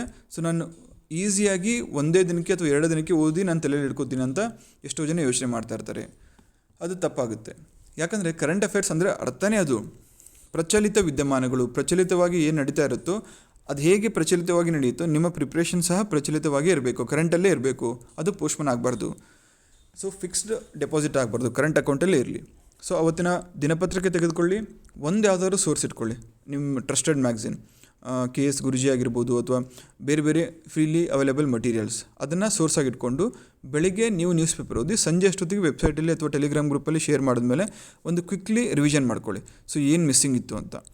ಯಾಕಂದರೆ ನೀವು ಆಸ್ಪಿರೆಂಟ್ಸ್ ಆಗಿ ಅಥವಾ ಅಭ್ಯರ್ಥಿಗಳಾಗಿ ನಿಮ್ಮ ಇಡೀ ದಿನವನ್ನು ಬರೀ ಕರೆಂಟ್ ಅಫೇರ್ಸ್ ಮೇಲೆ ಸ್ಪೆಂಡ್ ಮಾಡೋಕ್ಕಾಗಲ್ಲ. ಒಂದು ದಿನಪತ್ರಿಕೆನ ಓದ್ಬೋದು, ಬಟ್ ಆ ದಿನಪತ್ರಿಕೆಯಲ್ಲಿ ಎಲ್ಲ ನ್ಯೂಸ್ ಐಟಮ್ ಕವರ್ ಆಗಿರುತ್ತೆ ಅಂತ ಹೇಳೋಕ್ಕಾಗಲ್ಲ. ಸೊ ಹಾಗಾಗಿ ಬೇರೆ ಬೇರೆ ವೆಬ್ಸೈಟ್ಸಲ್ಲಿ ಏನು ಮಾಡಿರ್ತಾರೆ, ಒಂದು ಟೀಮ್ ಇರುತ್ತೆ, 2-3 ನ್ಯೂಸ್ ಪೇಪರು ಅಥವಾ 4-5 ನ್ಯೂಸ್ ಪೇಪರ್ಸ್ನ ತೊಗೊಂಡು ಯಾವುದು ಪರೀಕ್ಷೆಗೆ ರಿಲೆವೆಂಟ್ ಇರುತ್ತೋ ಅದನ್ನು ಕಂಪೈಲ್ ಮಾಡಿ ಅದನ್ನು ಚೆನ್ನಾಗಿ ಪ್ರೆಸೆಂಟ್ ಮಾಡಿ ಅಪ್ಲೋಡ್ ಮಾಡಿರ್ತಾರೆ PDF ಮಾಡಿ. ಸೊ ಹಾಗಾಗಿ ನಿಮ್ಮ ಪಾಡಿಗೆ ನೀವು ದಿನಪತ್ರಿಕೆ ಓದಿ ಅವತ್ತಿನ ಕರೆಂಟ್ ಅಫೇರ್ಸ್ ಅವತ್ತೇ ಮುಗಿಸಿ, ಜೊತೆಗೆ ನೈಟ್ ಮಲಗೋ ಮುಂಚೆ ಈ ಥರ ಯಾವುದಾದ್ರು ಸೋರ್ಸಸ್ಸಿಂದ ನೋಡಿ ಏನು ಮಿಸ್ ಆಗಿದೆ ಅಂತ ನಿಮ್ಮ ನೋಟ್ಸಲ್ಲಿ ಅಥವಾ ನಿಮ್ಮ ಕೈಪಿಡಿ ಇರುತ್ತಲ್ಲ ಅದರಲ್ಲಿ ಅಪ್ಡೇಟ್ ಮಾಡ್ಕೊಳ್ಳಿ. ಇದಾದಮೇಲೆ ನಿದ್ದೆಗೆಟ್ಟು ಓದಬಾರ್ದು. ಓದಿ. ಎಷ್ಟೋ ಜನ ಅವರು ಏನು ಅಂಬೇಡ್ಕರು ಸ್ಟ್ರೀಟ್ ಲೈಟ್ ಕೆಳಗಡೆ ಕೂತ್ಕೊಂಡು ಹೋದರು, ಬೀದಿ ದೀಪದ ಕೆಳಗಡೆ ಕೂತ್ಕೊಂಡು ಓದಿದ್ರು, ಹಗಲು ರಾತ್ರಿ ಓದ್ತಾಯಿದ್ರು. ಸೊ ಹಾಗಾಗಿ ನಾನು ಹಾಗೆ ಮಾಡ್ತೀನಿ, ನಾನು ನಿದ್ದೆ ಬಿಟ್ಟು ರಾತ್ರಿ ಪೂರ್ತಿ ಓದ್ತೀನಿ, ಬೆಳಗ್ಗೆ ಪೂರ್ತಿ ಓದ್ತೀನಿ ಅನ್ನೋದು ಶುದ್ಧ ತಪ್ಪಾಗುತ್ತೆ. ಎಷ್ಟು ಅವಶ್ಯಕತೆ ಇದೆ ದೇಹಕ್ಕೆ ಅಷ್ಟು ನಿದ್ದೆ ಮಾಡಿ. ಸೊ ದೇಹ ಕೂಡ ಒಂದು ಏನು ಜೀವ ಅಲ್ವಾ, ನಮ್ಮ ದೇಹದಲ್ಲಿ ಜೀವ ಇರುತ್ತೆ, ಆ ಜೀವಕ್ಕೂ ಅದರದ್ದೇ ಆದಂತಹ ಡಿಮ್ಯಾಂಡ್ಸ್ ಇರುತ್ತೆ, both physical as well as mental demands. So ಆ ಡಿಮ್ಯಾಂಡ್ಸ್ನ ಸ್ಯಾಟಿಸ್ಫೈ ಮಾಡಿ, ಅನ್ನೆಸೆಸರಿ ಬೇಡ, ಬಟ್ ಊಟ, ನಿದ್ದೆ, ಮನಸ್ಸಿಗೆ ನೆಮ್ಮದಿ, ಇದು ಬೇಸಿಕ್ ಡಿಮ್ಯಾಂಡ್ಸು. ಸೊ ಈ ಡಿಮ್ಯಾಂಡ್ಸ್ನ ನೀವು ಮೀಟ್ ಮಾಡಿ. ಸೊ ಎಷ್ಟು ಬೇಕು, ಒಂದು ಸುಮಾರು 6-8 ಗಂಟೆ ನಿದ್ದೆ ಬೇಕಾಗುತ್ತೆ, 6 to 8 hours ಆಫ್ ಸ್ಲೀಪ್. ಅಷ್ಟು ಅವರ್ ನಿದ್ದೆ ಮಾಡಿ. ಅದರ ಜೊತೆಗೆ ಅದಾದಮೇಲೆ ಫ್ರೆಶ್ ಆಗಿ ಹೇಳಿ, ಫಿಸಿಕಲ್ ಹೆಲ್ತ್ ಕೂಡ ಕಾಪಾಡಿಕೊಳ್ಳಿ. ಇದೆಲ್ಲ ಕಾಪಾಡಿಕೊಂಡು ಅತಿಯಾಗಿ ಮಾನಸಿಕವಾಗಿ, ದೈಹಿಕವಾಗಿ ಒತ್ತಡ ತೆಗೆದುಕೊಳ್ಳದೇನೆ ಓದಬೇಕಾಗತ್ತೆ. ಸೊ ಓದೋದು ಒಂದು ಎಂಜಾಯ್ಮೆಂಟ್ ಇರಬೇಕು, ನಿಮಗೆ ಪ್ರೊಸೆಸ್ ಇರಬೇಕು. ನೀವು ಡಿಗ್ರಿ ಮಾಡಿ ಬಂದಿರ್ತೀರಲ್ವ, ಎಲ್ಲರೂ ಇಲ್ಲಿ ಪರೀಕ್ಷೆ ಬರೆಯೋಕ್ಕೆ ಬಂದಿರೋರು ಡಿಗ್ರಿ ಮಾಡಿರೋರು ಇರ್ತಾರೆ. ಸೊ ಹಾಗಾಗಿ ಓದೋದು ಕೂಡ ಒಂದು ಪ್ರೊಫೆಷನ್, ಓದೋದು ಕೂಡ ಒಂದು ಜಾಬ್ ಅಂದ್ಕೊಳ್ಳಿ. ನೀವು ಡಿಗ್ರಿ 21ನೇ ವಯಸ್ಸಿಗೆ ಮುಗಿಸಿದ್ರೆ ಡೈರೆಕ್ಟ್ಲಿ ಎಲ್ಲೋ ಒಂದು ಕಡೆ ಜಾಬ್ ಹೋಗ್ತಾ ಇದ್ದೀರಾ, ಅಲ್ಲಿ ದಿನಕ್ಕೆ 8-10 ಅವರು ದುಡಿಲೇಬೇಕಾಗುತ್ತಾ. ಸೊ ಅದೇ ದುಡಿಮೆನ ಇಲ್ಲಿ ಕಂಡುಕೊಳ್ಳಿ. ನಿಮ್ಮ ದುಡಿಮೆ ಏನಿಲ್ಲಿ ಬೆಳಗ್ಗೆಯಿಂದ ಸಂಜೆವರೆಗೂ ಅಥವಾ ಬೆಳಗ್ಗೆಯಿಂದ ರಾತ್ರಿವರೆಗೂ ಆನೆಸ್ಟಾಗಿ, ಡಿಸಿಪ್ಲಿನ್ಡಾಗಿ ಎಕ್ಸಾಮಿನೇಷನ್ಗೆ ಪ್ರಿಪ್ರೇಷನ್ ಮಾಡೋದು, ಹಾರ್ಡ್ ವರ್ಕ್ ಮಾಡೋದು. ಸೊ ಇದು ನಿಮ್ಮ ಇಲ್ಲಿ ದುಡಿಮೆ ಆಗಿರಬೇಕು. ಇದು ಮಿತವಾಗಿ ಓದೋದು. ಹಿತವಾಗಿ ಗೊತ್ತಾಯಿತು, ಮಿತವಾಗಿ ಗೊತ್ತಾಯಿತು. ಸೊ ಇನ್ನು ನೋಟ್ಸ್ ಯಾವ ರೀತಿ ಮಾಡಬೇಕು ಅಂದರೆ ಕಾಪಿ ಪೇಸ್ಟ್ ಆಗಿರಬಾರ್ದು. ಇವತ್ತು ನ್ಯೂಸ್ ಪೇಪರಲ್ಲಿ ಯಾವುದೋ ಒಂದು ಸುಪ್ರೀಂ ಕೋರ್ಟ್ ವರ್ಡಿಕ್ಟ್ ಬಂದಿರುತ್ತೆ ಅಥವಾ ಜಡ್ಜ್ಮೆಂಟ್ ಬಂದಿರುತ್ತೆ, ಅದನ್ನು ಯಥಾವತ್ತಾಗಿ ವರ್ಡ್ ಟು ವರ್ಡ್ ಪೇಪರಲ್ಲಿ ಏನಿರುತ್ತೋ ಅದನ್ನೇ ನೀವು ನೋಟ್ಸಲ್ಲಿ ಇಳಿಸಬಾರ್ದು ಅಥವಾ ಬರೀಬಾರ್ದು. ಆ ಥರ ಬರ್ದಾಗ ಏನಾಗುತ್ತೆ, ಮೊದಲನೇ ಟೈಮ್ ವೇಸ್ಟ್ ಆಗುತ್ತೆ, ಎರಡನೇದು ನಿಮಗೇನು ಅರ್ಥ ಆಗೋಲ್ಲ. ಸೊ ನೋಟ್ಸ್ ಹೇಗಿರಬೇಕು, ಮೊದಲು ನೀವು ಆರ್ಟಿಕಲ್ ಓದಿ ಅರ್ಥ ಮಾಡ್ಕೋಬೇಕು. ಆ ಅರ್ಥದ ಆಧಾರದ ಮೇಲೆ ನಿಮ್ಮ ಸ್ವಂತ ಶಬ್ದಗಳಲ್ಲಿ ನೋಟ್ಸ್ನ ಮಾಡ್ಕೋಬೇಕು. ಶಾರ್ಟ್ ನೋಟ್ಸ್ ಇರಲಿ, ಪ್ರತಿ ಆರ್ಟಿಕಲ್ಗೂ 2 to 3 ಲೈನ್ಸಲ್ಲಿ ನಿಮ್ಮ ನೋಟ್ಸ್ ಇರಬೇಕು. ಆ 2 to 3 ಲೈನ್ಸಲ್ಲಿ ಒಂದು 6 to 7 ಕೀವರ್ಡ್ಸ್ ಇರಬೇಕು, ಇಂಪಾರ್ಟೆಂಟ್ ಕೀವರ್ಡ್ಸು. ಸೊ ಆ ಕೀವರ್ಡ್ಸ್ ಬೇಸಿಸ್ ಮೇಲೆ ನಿಮ್ಗೆ ಎಸ್ಸೆ ಬರೆಯೋಕ್ಕೂ ಆಗಿರಬೇಕು, ಅಥವಾ MCQ ಕ್ವಶನ್ಸ್ ಬಂದರೆ ಅದನ್ನು ಸಾಲ್ವ್ ಮಾಡೋಕ್ಕೂ ಸಹ ಅನುಕೂಲ ಆಗಿರಬೇಕು. ಸೊ ಆ ನೋಟ್ಸ್ ಶಾರ್ಟ್ ಆ್ಯಂಡ್ ಕ್ರಿಸ್ಪ್ ಆಗಿರಬೇಕು. ಅದರ ಜೊತೆಗೆ ರಿವಿಷನ್ ಮಾಡಲು ವ್ಯವಸ್ಥಿತವಾಗಿರಬೇಕು, ಸೊಫಿಸ್ಟಿಕೇಟೆಡ್ ಆಗಿರಬೇಕು. ಯಾವ ಥರ ಸೊಫಿಸ್ಟಿಕೇಟೆಡ್ ಆಗಿರಬೇಕು, ಸಬ್ಜೆಕ್ಟ್ ವೈಸ್ ಡಿವೈಡ್ ಮಾಡ್ಕೊಳ್ಳಿ. ಪಾಲಿಟಿ ರಿಲೇಟೆಡ್ ಕರೆಂಟ್ ಅಫೇರ್ಸ್ ಒಂದು ಕಡೆ, ಹಿಸ್ಟ್ರಿ ರಿಲೇಟೆಡ್ ಕರೆಂಟ್ ಅಫೇರ್ಸ್ ಒಂದು ಕಡೆ, ಆರ್ಟ್ ಆ್ಯಂಡ್ ಕಲ್ಚರ್ ಒಂದು ಕಡೆ, ಯುನೆಸ್ಕೋ ವರ್ಲ್ಡ್ ಹೆರಿಟೇಜ್ ಸೈಟ್ಸ್ ಒಂದು ಕಡೆ, ಇಂಪಾರ್ಟೆಂಟ್ ಪ್ಲೇಸಸ್ ಇನ್ ನ್ಯೂಸ್ ಒಂದು ಕಡೆ, ಮ್ಯಾಪ್ಸ್ ಒಂದು ಕಡೆ, ಅಗ್ರಿಕಲ್ಚರ್ ಒಂದು ಕಡೆ. ಸೊ ಈ ಥರ ಒಂದು ಬುಕ್ಕಲ್ಲಿ 10 ಪೇಜು ಒಂದೊಂದು ಥೀಮ್ಗೆ ಅಥವಾ ಒಂದೊಂದು ಟಾಪಿಕ್ಕಿಗೆ ಎತ್ತಿಡಿ. ಸೊ ನೀವು ಓದುವಾಗ ಕರೆಂಟ್ ಅಫೇರ್ಸಲ್ಲಿ ಅಥವಾ ಸಬ್ಜೆಕ್ಟಲ್ಲಿ ಏನಾದರೂ ಇಂಪಾರ್ಟೆಂಟ್ ಟಾಪಿಕ್ ಬಂದರೆ ಆ ಅಗ್ರಿಕಲ್ಚರ್ಗೆ ಯಾವ್ದು ಬರುತ್ತೋ ಅಲ್ಲೇ ಬರೀರಿ, ಬರೀ ಹೆಡ್ಡಿಂಗ್ ಬರ್ಕೊಳ್ಳಿ ಸಾಕು. ಪಾಲಿಟಿಲಿ ಯಾವ್ದು ಬರುತ್ತೋ ಅದನ್ನಲ್ಲಿ ಬರೀರಿ. ಸೊ ಈ ಥರ ವ್ಯವಸ್ಥಿತವಾಗಿರಬೇಕು. ಸೊ ದ್ಯಾಟ್ ನೀವು ರಿವಿಷನ್ ಮಾಡುವಾಗ ಎಲ್ಲ ಒಟ್ಟಿಗೆ ಗುಂಪುಗೂಡಿಸಿ ಅರ್ಥ ಮಾಡ್ಕೊಳ್ಳದೆ ಕನ್ಫ್ಯೂಸ್ ಆಗಿ ಫ್ರಸ್ಟ್ರೇಟ್ ಆಗೋದು ಬೇಡ. ಸೊ ಸಬ್ಜೆಕ್ಟ್ ವೈಸ್ ನೀವು ಆರಾಮಾಗಿ ತಿರುಗಿಸಿದ್ರೆ, ಓಕೆ ಪಾಲಿಟಿಲಿ ಇಷ್ಟು ಕರೆಂಟಲ್ಲಿ ನ್ಯೂಸ್ ಇತ್ತು, ಹಿಸ್ಟ್ರಿಯಲ್ಲಿ ಇಷ್ಟು ನ್ಯೂಸ್ ಇತ್ತು, ಜಿಯೋಗ್ರಫಿಲಿ ಇಷ್ಟು ನ್ಯೂಸ್ ಇತ್ತು, ಪರ್ಸನ್ಸ್ ನ್ಯೂಸ್ ಈ ಥರ ಇತ್ತು, ಇಂಪಾರ್ಟೆಂಟ್ ಅವಾರ್ಡ್ಸ್ ಈ ಥರ ಇತ್ತು. ಸೊ ಹಾಗಾಗಿ ಈ ಥರ ಮಾಡಿದಾಗ ಸಬ್ಜೆಕ್ಟ್ ವೈಸ್ ಕ್ಲಾರಿಟಿ ಕೂಡ ಇರುತ್ತೆ. ನಿಮಗೆ ಎಲ್ಲದಕ್ಕಿಂತ ಮುಖ್ಯವಾಗಿ ರಿವಿಷನ್ಗೆ ಬಹು ಅನುಕೂಲಕಾರಿಯಾಗಿರುತ್ತೆ. ಇದಾದಮೇಲೆ ನಿಮ್ಮ ನೋಟ್ಸಲ್ಲಿ ಎಸ್ಪೆಷಲಿ PSI ಎಕ್ಸಾಮ್ಗೆ ಮ್ಯಾಪ್ಸು, ಫ್ಯಾಕ್ಸು, ಡೇಟಾ ಹೆಚ್ಚಾಗಿರಲಿ. ಫಾರ್ ಎಕ್ಸಾಂಪಲ್ GDP ಎಷ್ಟಿದೆ, ನಮ್ಮ ಫಾರೆಕ್ಸ್ ರಿಸರ್ವ್ಸ್ ಎಷ್ಟಿದೆ, ರೆಪೋ ರೇಟ್ ಎಷ್ಟಿದೆ, ರಿವರ್ಸ್ ರೆಪೋ ರೇಟ್ ಎಷ್ಟಿದೆ, ಫ್ಯಾಕ್ಸ್, ದೇಶದಲ್ಲಿ ಒಟ್ಟು ಎಷ್ಟು ರಾಜ್ಯಗಳಿದ್ದಾವೆ, ಎಷ್ಟು ಜಿಲ್ಲೆಗಳಿದ್ದಾವೆ, ಇದರ ಜೊತೆಗೆ ಚೈನಾ ಬಾರ್ಡ್ರಿಗೆ ಟಚ್ ಆಗುವಂಥ ರಾಜ್ಯಗಳು ಯಾವ್ಯಾವು, ಅದಾದ ನಂತರ ಕೋಸ್ಟಲ್ ಏರಿಯಾಸ್ ಯಾವ್ಯಾವು. ಸೊ ಮ್ಯಾಪ್ಸು, ಭಾರತದ ಉತ್ತರದ ದಿಕ್ಕಿನಲ್ಲಿ ಇರುವಂಥ ರಾಜ್ಯಗಳು ಯಾವುವು, ಪಶ್ಚಿಮ ದಿಕ್ಕಿನಲ್ಲಿ ಇರುವಂಥ ರಾಜ್ಯಗಳು ಯಾವ್ಯಾವು, ಈಶಾನ್ಯ ರಾಜ್ಯಗಳು ಯಾವ್ಯಾವು. ಸೊ ಬೇ ಆಫ್ ಬೆಂಗಾಲ್ ಎಲ್ಲಿ ಬರುತ್ತೆ, ಇಂಡಿಯನ್ ಓಷನ್ ಎಲ್ಲಿ ಬರುತ್ತೆ, ಅರೇಬಿಯನ್ ಸಿ ಎಲ್ಲಿ ಬರುತ್ತೆ. ಸೊ ಈ ಥರ ಮ್ಯಾಪ್ ರೀಡಿಂಗ್ ಕೂಡ ನಿಮಗೆ ಗೊತ್ತಿರಬೇಕು. ಅದ್ರ ರಿಲೇಟೆಡ್ ಶಾರ್ಟ್ ನೋಟ್ಸ್ ಕೂಡ ನಿಮ್ಮ ನೋಟ್ಸಲ್ಲಿ ಇರಬೇಕು. ಇದಾದಮೇಲೆ ಮುಂಚೆನೇ ಡಿಸ್ಕಸ್ ಮಾಡಿದ್ದೀನಿ, practice mock test at least 30 to 35 ಇರಲಿ. ಆ ಮಾಕ್ ಟೆಸ್ಟಿಂದ ಏನು ಕಲಿಬೇಕು, ಬರೀ ಟೆಸ್ಟ್ ಸಾಲ್ವ್ ಮಾಡಿ ಮುಂದೆ ಹೋಗೋದಲ್ಲ, ಅದರಲ್ಲಿ ತಪ್ಪುಗಳನ್ನ ಏನು ಮಾಡಿದ್ರೆ ಆ ತಪ್ಪುಗಳನ್ನ ಹೇಗೆ ತಿದ್ಕೋಬೇಕು ಅದನ್ನು ಕಲೀರಿ. ಇದಾದಮೇಲೆ ಮೊದಲ ಕೆಲವು ಟೆಸ್ಟ್ಗಳಲ್ಲಿ ಮಾರ್ಕ್ಸ್ಗಳನ್ನು ನೀವು ಒಂದು ಕನ್ಸಿಡ್ರೇಷನ್ಗೆ ತೆಗೆದುಕೊಳ್ಬೇಡಿ. ಯಾಕಂದರೆ ಅಲ್ಲಿ it is a learning process. ಅಲ್ಲಿ ನೀವು ಸ್ಕೋರು ಔಟ್ ಆಫ್ ಔಟ್ ಮಾಡೋಕ್ಕೆ ಹೋಗಿಲ್ಲ. ನೀವು ಏನು ಮಾಡೋಕ್ಕೆ ಹೋಗಿದ್ದೀರ, ಅಲ್ಲಿ ಅಣುಕು ಪರೀಕ್ಷೆಗಳನ್ನ ತೆಗೆದುಕೊಂಡು ಮುಖ್ಯ ಪರೀಕ್ಷೆ ಅಂದರೆ ನೀವು ಏನು PSI ಎಕ್ಸಾಮ್ ಮೇನ್ ಎಕ್ಸಾಮ್ ಬರೀತಿರಲ್ಲ ಅಲ್ಲಿ ಇನ್ನು ಸುಸಜ್ಜಿತರಾಗಿರಬೇಕು. ಸೊ ಆ ಒಂದು ಮನೋಭಾವನೆಯಿಂದ ಹೋಗಿರ್ತೀರ. ಸೊ ಹಾಗಾಗಿ ಮೊದಲು ಕೆಲವು ಟೆಸ್ಟ್ಗಳಲ್ಲಿ ಏನು ಮಾರ್ಕ್ಸ್ ಬಂದಿರುತ್ತೆ ಅದನ್ನು ನೋಡಿ ನಿರಾಶರಾಗುವಂಥ ಅವಶ್ಯಕತೆ ಇರಲ್ಲ. ಸೊ ಅದನ್ನು ಸ್ಪೋರ್ಟಿವ್ ಸ್ಪಿರಿಟಿಂದ ತೊಗೊಂಡು ಮುಂಬರುವ ಪರೀಕ್ಷೆಗಳಲ್ಲಿ ಅದನ್ನು ಇನ್ಕ್ರೀಸ್ ಮಾಡ್ಕೊತೀನಿ. ಸುಮಾರು ಫಾರ್ ಎಕ್ಸಾಂಪಲ್ ಇವತ್ತು ಫಸ್ಟ್ ಟೆಸ್ಟಲ್ಲಿ ನಿಮಗೆ 70 ಮಾರ್ಕ್ಸ್ ಬಂತು. ಸೊ ನನ್ನ ಟಾರ್ಗೆಟ್ ಏನಾಗಿರಬೇಕು, 70 ಬಂತು ಅಂತ ತಲೆ ಮೇಲೆ ಕೈ ಹೊತ್ಕೊಂಡು ಕೂರೋದಲ್ಲ. ನಾಳೆ ಎಕ್ಸಾಮಲ್ಲಿ 10 ಕಾಸ್ಟ್ 70 ಸ್ಕೋರ್ ಮಾಡ್ತೀನಿ. ಸೊ ಈ ಎಕ್ಸಾಮಲ್ಲಿ, ಈ ಪರೀಕ್ಷೆಯಲ್ಲಿ, ಈ ಮಾಕ್ ಟೆಸ್ಟಲ್ಲಿ ಏನು ತಪ್ಪುಗಳನ್ನ ಮಾಡಿದ್ದೀನಿ, ಅಟ್ಲೀಸ್ಟ್ 5 ತಪ್ಪುಗಳನ್ನು ನಾನು ಅವಾಯ್ಡ್ ಮಾಡ್ತೀನಿ. ಸೊ ಆ 5 ತಪ್ಪು ಅವಾಯ್ಡ್ ಮಾಡಿ ಅಟ್ಲೀಸ್ಟ್ 5 to 10 ಮಾರ್ಕ್ಸ್ ನಂದು ಇನ್ಕ್ರೀಸ್ ಮಾಡ್ಕೊತೀನಿ. ಸೊ ಇವತ್ತು ಸ್ಕೋರ್ ಮಾಡಿದಂಥ 70 ಮಾರ್ಕ್ಸು ನಾಳೆ ಅಥವಾ ನಾಡಿದ್ದು ಟೆಸ್ಟಲ್ಲಿ ಅಥವಾ ನೆಕ್ಸ್ಟ್ ಟೆಸ್ಟಲ್ಲಿ 80 ಆಗುತ್ತೆ, ಅದರ ನೆಕ್ಸ್ಟ್ ಟೆಸ್ಟಲ್ಲಿ 90 ಆಗುತ್ತೆ, ನೆಕ್ಸ್ಟ್ 100 ಆಗುತ್ತೆ. ಸೊ ಈ ಥರ ಒಂದು ಬೆಳವಣಿಗೆ ಇರಬೇಕು. So that is the main objective of solving mock tests. So ಹಾಗಾಗಿ practising mock test is also very very important. ಇದಾದಮೇಲೆ role of previous year question papers both for paper 1 paper 2. ಇದೇನಕ್ಕೆ important, understanding the pattern ಹೇಳಿದ್ನಲ್ಲ, ಇದು examiner ಮೈಂಡ್ಗೆ ಇರುವಂಥ ಬೀಗದ ಕೈ. ಅವನ mind ಅಥವಾ brain ಒಳ ಹೊಕ್ಕಿ ಅವನ ಆಲೋಚನಾ ಲಹರಿ ಅಥವಾ ಅವನ ಥಿಂಕಿಂಗ್ ಪ್ಯಾಟರ್ನ್ ಇದನ್ನು ಅರ್ಥ ಮಾಡ್ಕೊಳ್ಳೋಕ್ಕೆ ಇರುವಂತಹ ಒಂದೇ ಒಂದು ಕೀಲಿಕೈ ಯಾವುದು, previous year question papers both for paper 1 paper 2. Paper 1ನಲ್ಲಿ ಯಾವ್ಯಾವ ಥರ ಎಸ್ಸೆ ಕೇಳ್ತಾರೆ ಅಂತ ತಿಳ್ಕೊಳ್ಬೇಕು, ಪೇಪರ್ 1ನಲ್ಲಿ ಪ್ರೀಸಿಯಸ್ಸಲ್ಲಿ ಯಾವ ಥರ ಇರುತ್ತೆ ಅಂತ ತಿಳ್ಕೊಳ್ಬೇಕು. ನಂತರ ಟ್ರಾನ್ಸ್ಲೇಷನ್ ಎಷ್ಟರ ಮಟ್ಟಿಗೆ ಡಿಫಿಕಲ್ಟ್ ಇರುತ್ತೆ. ಸೊ ಇದೆಲ್ಲದನ್ನು ಪೇಪರ್ 1ನಲ್ಲಿ ನಾವು ತಿಳ್ಕೊಳ್ಬೇಕು. ಅದ ನಂತರ ಪೇಪರ್ 2ಅಲ್ಲಿ ಡಿಸ್ಕಸ್ ಮಾಡಿದ್ದೀನಿ, ಜಾಸ್ತಿ ಹೇಳೋ ಅವಶ್ಯಕತೆ ಇಲ್ಲ. ಯಾವ್ಯಾವ ಸಬ್ಜೆಕ್ಟಿಂದ ಎಷ್ಟು ಕ್ವಶನ್ಸ್ ಕೇಳಿದ್ದಾರೆ ಅದನ್ನು ಮುಂಬರುವ ದಿನಗಳಲ್ಲಿ ನಾನು ಹೇಗೆ ಟೈಮ್ ಅಲಾಟ್ ಮಾಡ್ಕೋಬೇಕು, ಯಾವ ಸಬ್ಜೆಕ್ಟ್ಗೆ ಎಷ್ಟು ಟೈಮ್ ಕೊಡಬೇಕು, ಎಷ್ಟು ಬಾರಿ ರಿವಿಷನ್ ಮಾಡಿಕೊಂಡ್ರೆ ನನಗೆ ಮರೆಯದೇ ಇರೋ ಥರ ತಲೆಯಲ್ಲಿ ಕೂತ್ಕೊಳ್ಳುತ್ತೆ. ಸೊ ಈ ಥರ ಅರ್ಥ ಮಾಡಿಕೊಂಡು ಪ್ರೀವಿಯಸ್ ಇಯರ್ ಕ್ವಶನ್ ಪೇಪರ್ನ ನೀವು ಸಾಲ್ವ್ ಮಾಡ್ಕೋಬೇಕು. Next writing practice. Facts, figures ಅಥವಾ ಡೇಟಾ ಆಗಿದ್ದರೆ 1-2 ದಿನ ಓದಿ ಪದೇ ಪದೇ ನೋಡಿಕೊಂಡು ನೀವು ಬೈಹಾರ್ಟ್ ಮಾಡ್ಕೊಂಡು ತಲೆಯಲ್ಲಿ ಇಟ್ಕೋಬೋದು. ಬಟ್ ರೈಟಿಂಗ್ ಪ್ರಾಕ್ಟೀಸ್ ಆ ಥರ ಆಗಲ್ಲ. ನಿಮ್ಮ ಹತ್ರ ಪ್ರತಿಯೊಬ್ಬರಲ್ಲೂ ಆ ಕೌಶಲ್ಯ ಇರುತ್ತೆ, ಆ ರೈಟಿಂಗ್ ಎಬಿಲಿಟಿ ಅಥವಾ ಟ್ಯಾಲೆಂಟ್ ಇರುತ್ತೆ. ಯಾಕಿರುತ್ತೆ ಅಂದರೆ, if you are a serious aspirant, paper 2ಗೆ ನೀವು ಚೆನ್ನಾಗಿ ಪ್ರಿಪೇರ್ ಆಗಿ, ಕೋರ್ ಸಬ್ಜೆಕ್ಟ್ಸು, ಕರೆಂಟ್ ಅಫೇರ್ಸು ನೀವು ಚೆನ್ನಾಗಿ ಪ್ರಿಪೇರ್ ಆಗಿದ್ದರೆ ನಿಮ್ಮ ಹತ್ರ ನಿಮ್ಮ ತಲೆಯಲ್ಲಿ ರೆಡಿಮೇಡ್ ಡೇಟಾ ಇರುತ್ತೆ. ಸೊ ಅದನ್ನು ಆರ್ಗನೈಸ್ಡ್ ವೇಲಿ ಇಂಟ್ರಡಕ್ಷನ್ನು, ಬಾಡಿ, ಕನ್ಕ್ಲೂಷನ್ನು, ಪ್ರೋಸ್ ಆ್ಯಂಡ್ ಕಾನ್ಸು ಅಥವಾ ವೇ ಅಹೆಡ್ಡು ಈ ಥರ ಒಂದು ಸ್ಟ್ರಕ್ಚರೈಸ್ ಮಾಡಿ ಬರೆಯುವಂಥ ಒಂದು ಟ್ಯಾಲೆಂಟು ಅಥವಾ ಸ್ಕಿಲ್ ನಿಮ್ಗೆ ಬಂದರೆ ನಿಮ್ಮ ರೈಟಿಂಗ್ದು ಮುಗಿದೋಗುತ್ತೆ. ಪೇಪರ್ 1 ಸಹ, ಪೇಪರ್ 1 ಪ್ರಿಪ್ರೇಷನ್ ಸಹ ಮುಗಿದೋಗುತ್ತೆ. ಪ್ರೀಸಿಸ್ ಆಗಿತ್ತು, ಎಸ್ಸೆ ಆಗಿರ್ಬೋದು ಅಥವಾ ಟ್ರಾನ್ಸ್ಲೇಷನ್ ಆಗಿರ್ಬೋದು. ಬಟ್ ಒಂದೇ ದಿನಕ್ಕೆ ಒಂದೇ ವಾರಕ್ಕೆ ಬರುವಂಥದ್ದಲ್ಲ ಇದು. ಇದಕ್ಕೆ ಅವಶ್ಯಕತೆ ಏನಿದೆ, ಮೊದಲನೇದಾಗಿ ಪೇಪರ್ 2ಗೆ ಚೆನ್ನಾಗಿ ಪ್ರಿಪ್ರೇಷನ್ ಮಾಡಿರಬೇಕು. ಅದರ ಜೊತೆಗೆ ಈ ಸ್ಕಿಲ್ಸ್ ಏನಿರುತ್ತಲ್ಲ, ಅಟ್ಲೀಸ್ಟ್ ಸ್ವಲ್ಪನಾದರೂ ಬರೆಯುವಂಥ ಅಭ್ಯಾಸ ಇರಬೇಕು. ಒಂದು 10-15 ಎಸ್ಸೆ ಆದರೂ ನೀವು ಬರೆದಿರಬೇಕು.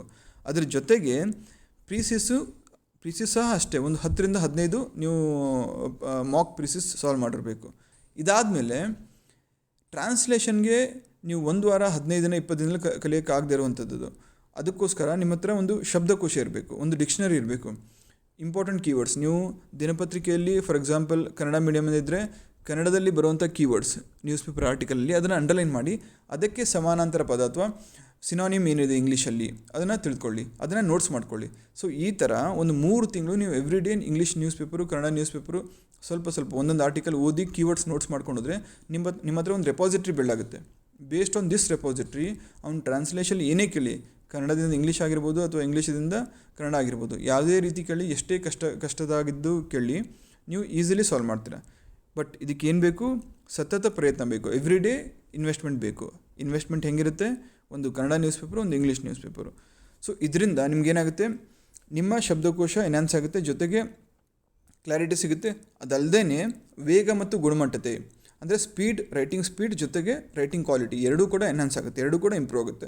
ಸೊ ಹಾಗಾಗಿ ಒಂದು ದಿನದ್ದು ಕೆಲಸ ಅಲ್ಲ ಇದು. ನಾನು ಬರೀ ಪೇಪರ್ 2 ಪ್ರಿಪೇರ್ ಆಗಿ ಹೋಗಿ PSI ಪಾಸ್ ಆಗ್ತೀನಿ ಅಂದರೆ ಆಗ್ಬೋದು.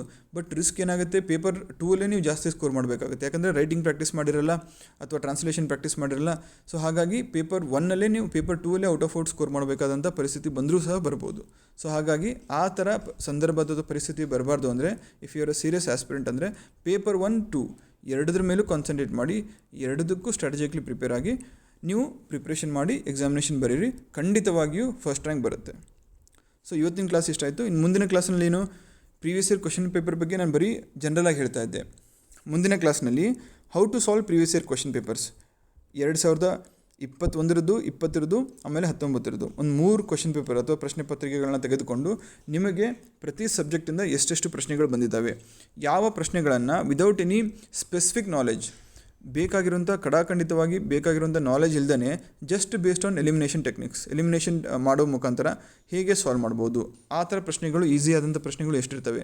ಮಿಕ್ಕಂತಹ ಪ್ರಶ್ನೆಗಳಿಗೆ ನಾವು ಎಲ್ಲಿಂದ ಸೋರ್ಸಸ್ನ ತೆಗೆದುಕೊಂಡು ಪ್ರಿಪೇರ್ ಆಗಬೇಕು ಅದನ್ನು ಮುಂದಿನ ಕ್ಲಾಸಲ್ಲಿ ನೋಡೋಣ. ಅದಾದಮೇಲೆ ಹೌ ಟು ರೀಡ್ ಕರೆಂಟ್ ಅಫೇರ್ಸ್ಗೆ ಸೋರ್ಸಸ್ ಯಾವುದು, ಕರೆಂಟ್ ಅಫೇರ್ಸ್ ನೋಟ್ಸ್ ಯಾವ ರೀತಿ ಮಾಡ್ಕೋಬೇಕು, ಅದನ್ನು ರಿವಿಷನ್ ಯಾವ ಥರ ಮಾಡ್ಕೋಬೇಕು, PSIಗೆ ಯಾವ ಥರ ಕರೆಂಟ್ ಅಫೇರ್ಸ್ ಇರಬೇಕು, KSಗೆ ಯಾವ ಥರ ಇರಬೇಕು, ಇದನ್ನು 3rd ಕ್ಲಾಸಲ್ಲಿ ನೋಡೋಣ. ಅದಾದಮೇಲೆ essay ಯಾವ ಥರ ಪ್ರಿಪೇರ್ ಆಗಬೇಕು, essayಯಲ್ಲಿ ಇಂಟ್ರಡಕ್ಷನ್ ಯಾವ ಥರ ಇರಬೇಕು, ಬಾಡಿ ಪಾರ್ಟ್ ಯಾವ ಥರ ಇರಬೇಕು, ಕನ್ಕ್ಲೂಷನ್ ಯಾವ ಥರ ಇರಬೇಕು, ಡೇಟಾ ಅಥವಾ ಕೋಡ್ಸ್ ಎಲ್ಲ ಹಾಕಬೇಕು. ಸೊ ಬೇರೆಯವರಿಗಿಂತ ಒಂದು 10 ಮಾರ್ಕು ನಮಗೆ essayಲಿ ಅಥವಾ ಒಂದು 5 ಮಾರ್ಕ್ essayಲಿ ಹೇಗೆ ಜಾಸ್ತಿ ಗಳಿಸ್ಬೋದು. ಸೊ ಈ ಸ್ಟ್ರಾಟಜಿನ essay ಕ್ಲಾಸಲ್ಲಿ ನೋಡ್ತೀನಿ. ಅದಾದಮೇಲೆ ಮಿಕ್ಕಂತಹ ಪಾರ್ಟ್ಸ್ಗಳು ಪೇಪರ್ 1ಅಲ್ಲಿ ಯಾವ್ಯಾವುದು ಪ್ರೀಸಿಯಸ್ ರೈಟಿಂಗು ಮತ್ತು ಟ್ರಾನ್ಸ್ಲೇಷನು, ಇದಕ್ಕೆ ನಾವು ಹೇಗೆ ಪ್ರಿಪೇರ್ ಆಗಬೇಕು. ಸೊ ಅದನ್ನು ಇನ್ನೊಂದು ಕ್ಲಾಸಲ್ಲಿ ನೋಡಿ. ಕೊನೆಯ ಕ್ಲಾಸ್ನಲ್ಲಿ ತುಂಬ ಜನ ತಮ್ಮಲ್ಲಿ KSಗಂತ ಬಂದಿರ್ತಾರೆ ಅಥವಾ IASಗಂತ ಬಂದಿರ್ತಾರೆ. ಸೊ ಹಾಗಾಗಿ ಅಂಥವ್ರಿಗೆ ಲಾಸ್ಟ್ ಕ್ಲಾಸ್ ತುಂಬ ಇಂಪಾರ್ಟೆಂಟು. ಅದರಲ್ಲಿ ಏನು ಮಾಡ್ತೀವಿ, how to prepare together both for PSI as well as KS. PSI ಮತ್ತು KS ಎರಡೂ ಎಕ್ಸಾಮ್ಗೂ ಒಟ್ಟಿಗೆ ಪ್ರಿಪ್ರೇಷನ್ ಹೇಗೆ ಮಾಡಬೇಕು ಅಂತ ಆ ಕ್ಲಾಸಲ್ಲಿ ಡಿಸ್ಕಸ್ ಮಾಡೋಣ. ಇದರ ಅವಶ್ಯಕತೆ ಏನಕ್ಕಿದೆ, KSಗೆ ನೀವು ಕೂತ್ಕೊಂಡಿರೋದಾದರೆ PSI part of this process ಆಗುತ್ತೆ. ಸೊ ಹಾಗಾಗಿ KS ಪ್ರಿಪ್ರೇಷನ್ನೇ ಮಾಡ್ಕೊಂಡು ಹೋಗೋದು, ಜೊತೆಗೆ PSIಗೆ ಸ್ಪೆಸಿಫಿಕಲಿ ಬೇಕಾಗಿರೋಂಥ ಕೆಲವೊಂದು ಆ್ಯಡ್ ಆನ್ಸ್ ವ್ಯಾಲ್ಯೂ ಎಡಿಷನ್ಸ್ ಮಾಡಿಕೊಂಡು PSI ಎಕ್ಸಾಮ್ ಬರೆದು ಪಾಸ್ ಆಗೋಣ. ಅದ್ರ ಜೊತೆಗೆ KS ಕೂಡ ಮಾಡೋಣ. ಸೊ ಇಷ್ಟ ಆಗಿತ್ತು ಇವತ್ತಿನ ಕ್ಲಾಸು, ತಮಗೆಲ್ಲ ಇಷ್ಟ ಆಗಿದೆ ಅನ್ಕೋತೀನಿ. ಇಷ್ಟ ಆಗಿದರೆ ದಯವಿಟ್ಟು ನಿಮ್ಮ ಫ್ರೆಂಡ್ಸ್ ಜೊತೆ ಶೇರ್ ಮಾಡ್ಕೊಳ್ಳಿ. ಮತ್ತೆ ಮುಂದಿನ ಕ್ಲಾಸಲ್ಲಿ ಸಿಗೋಣ. Have A nice day.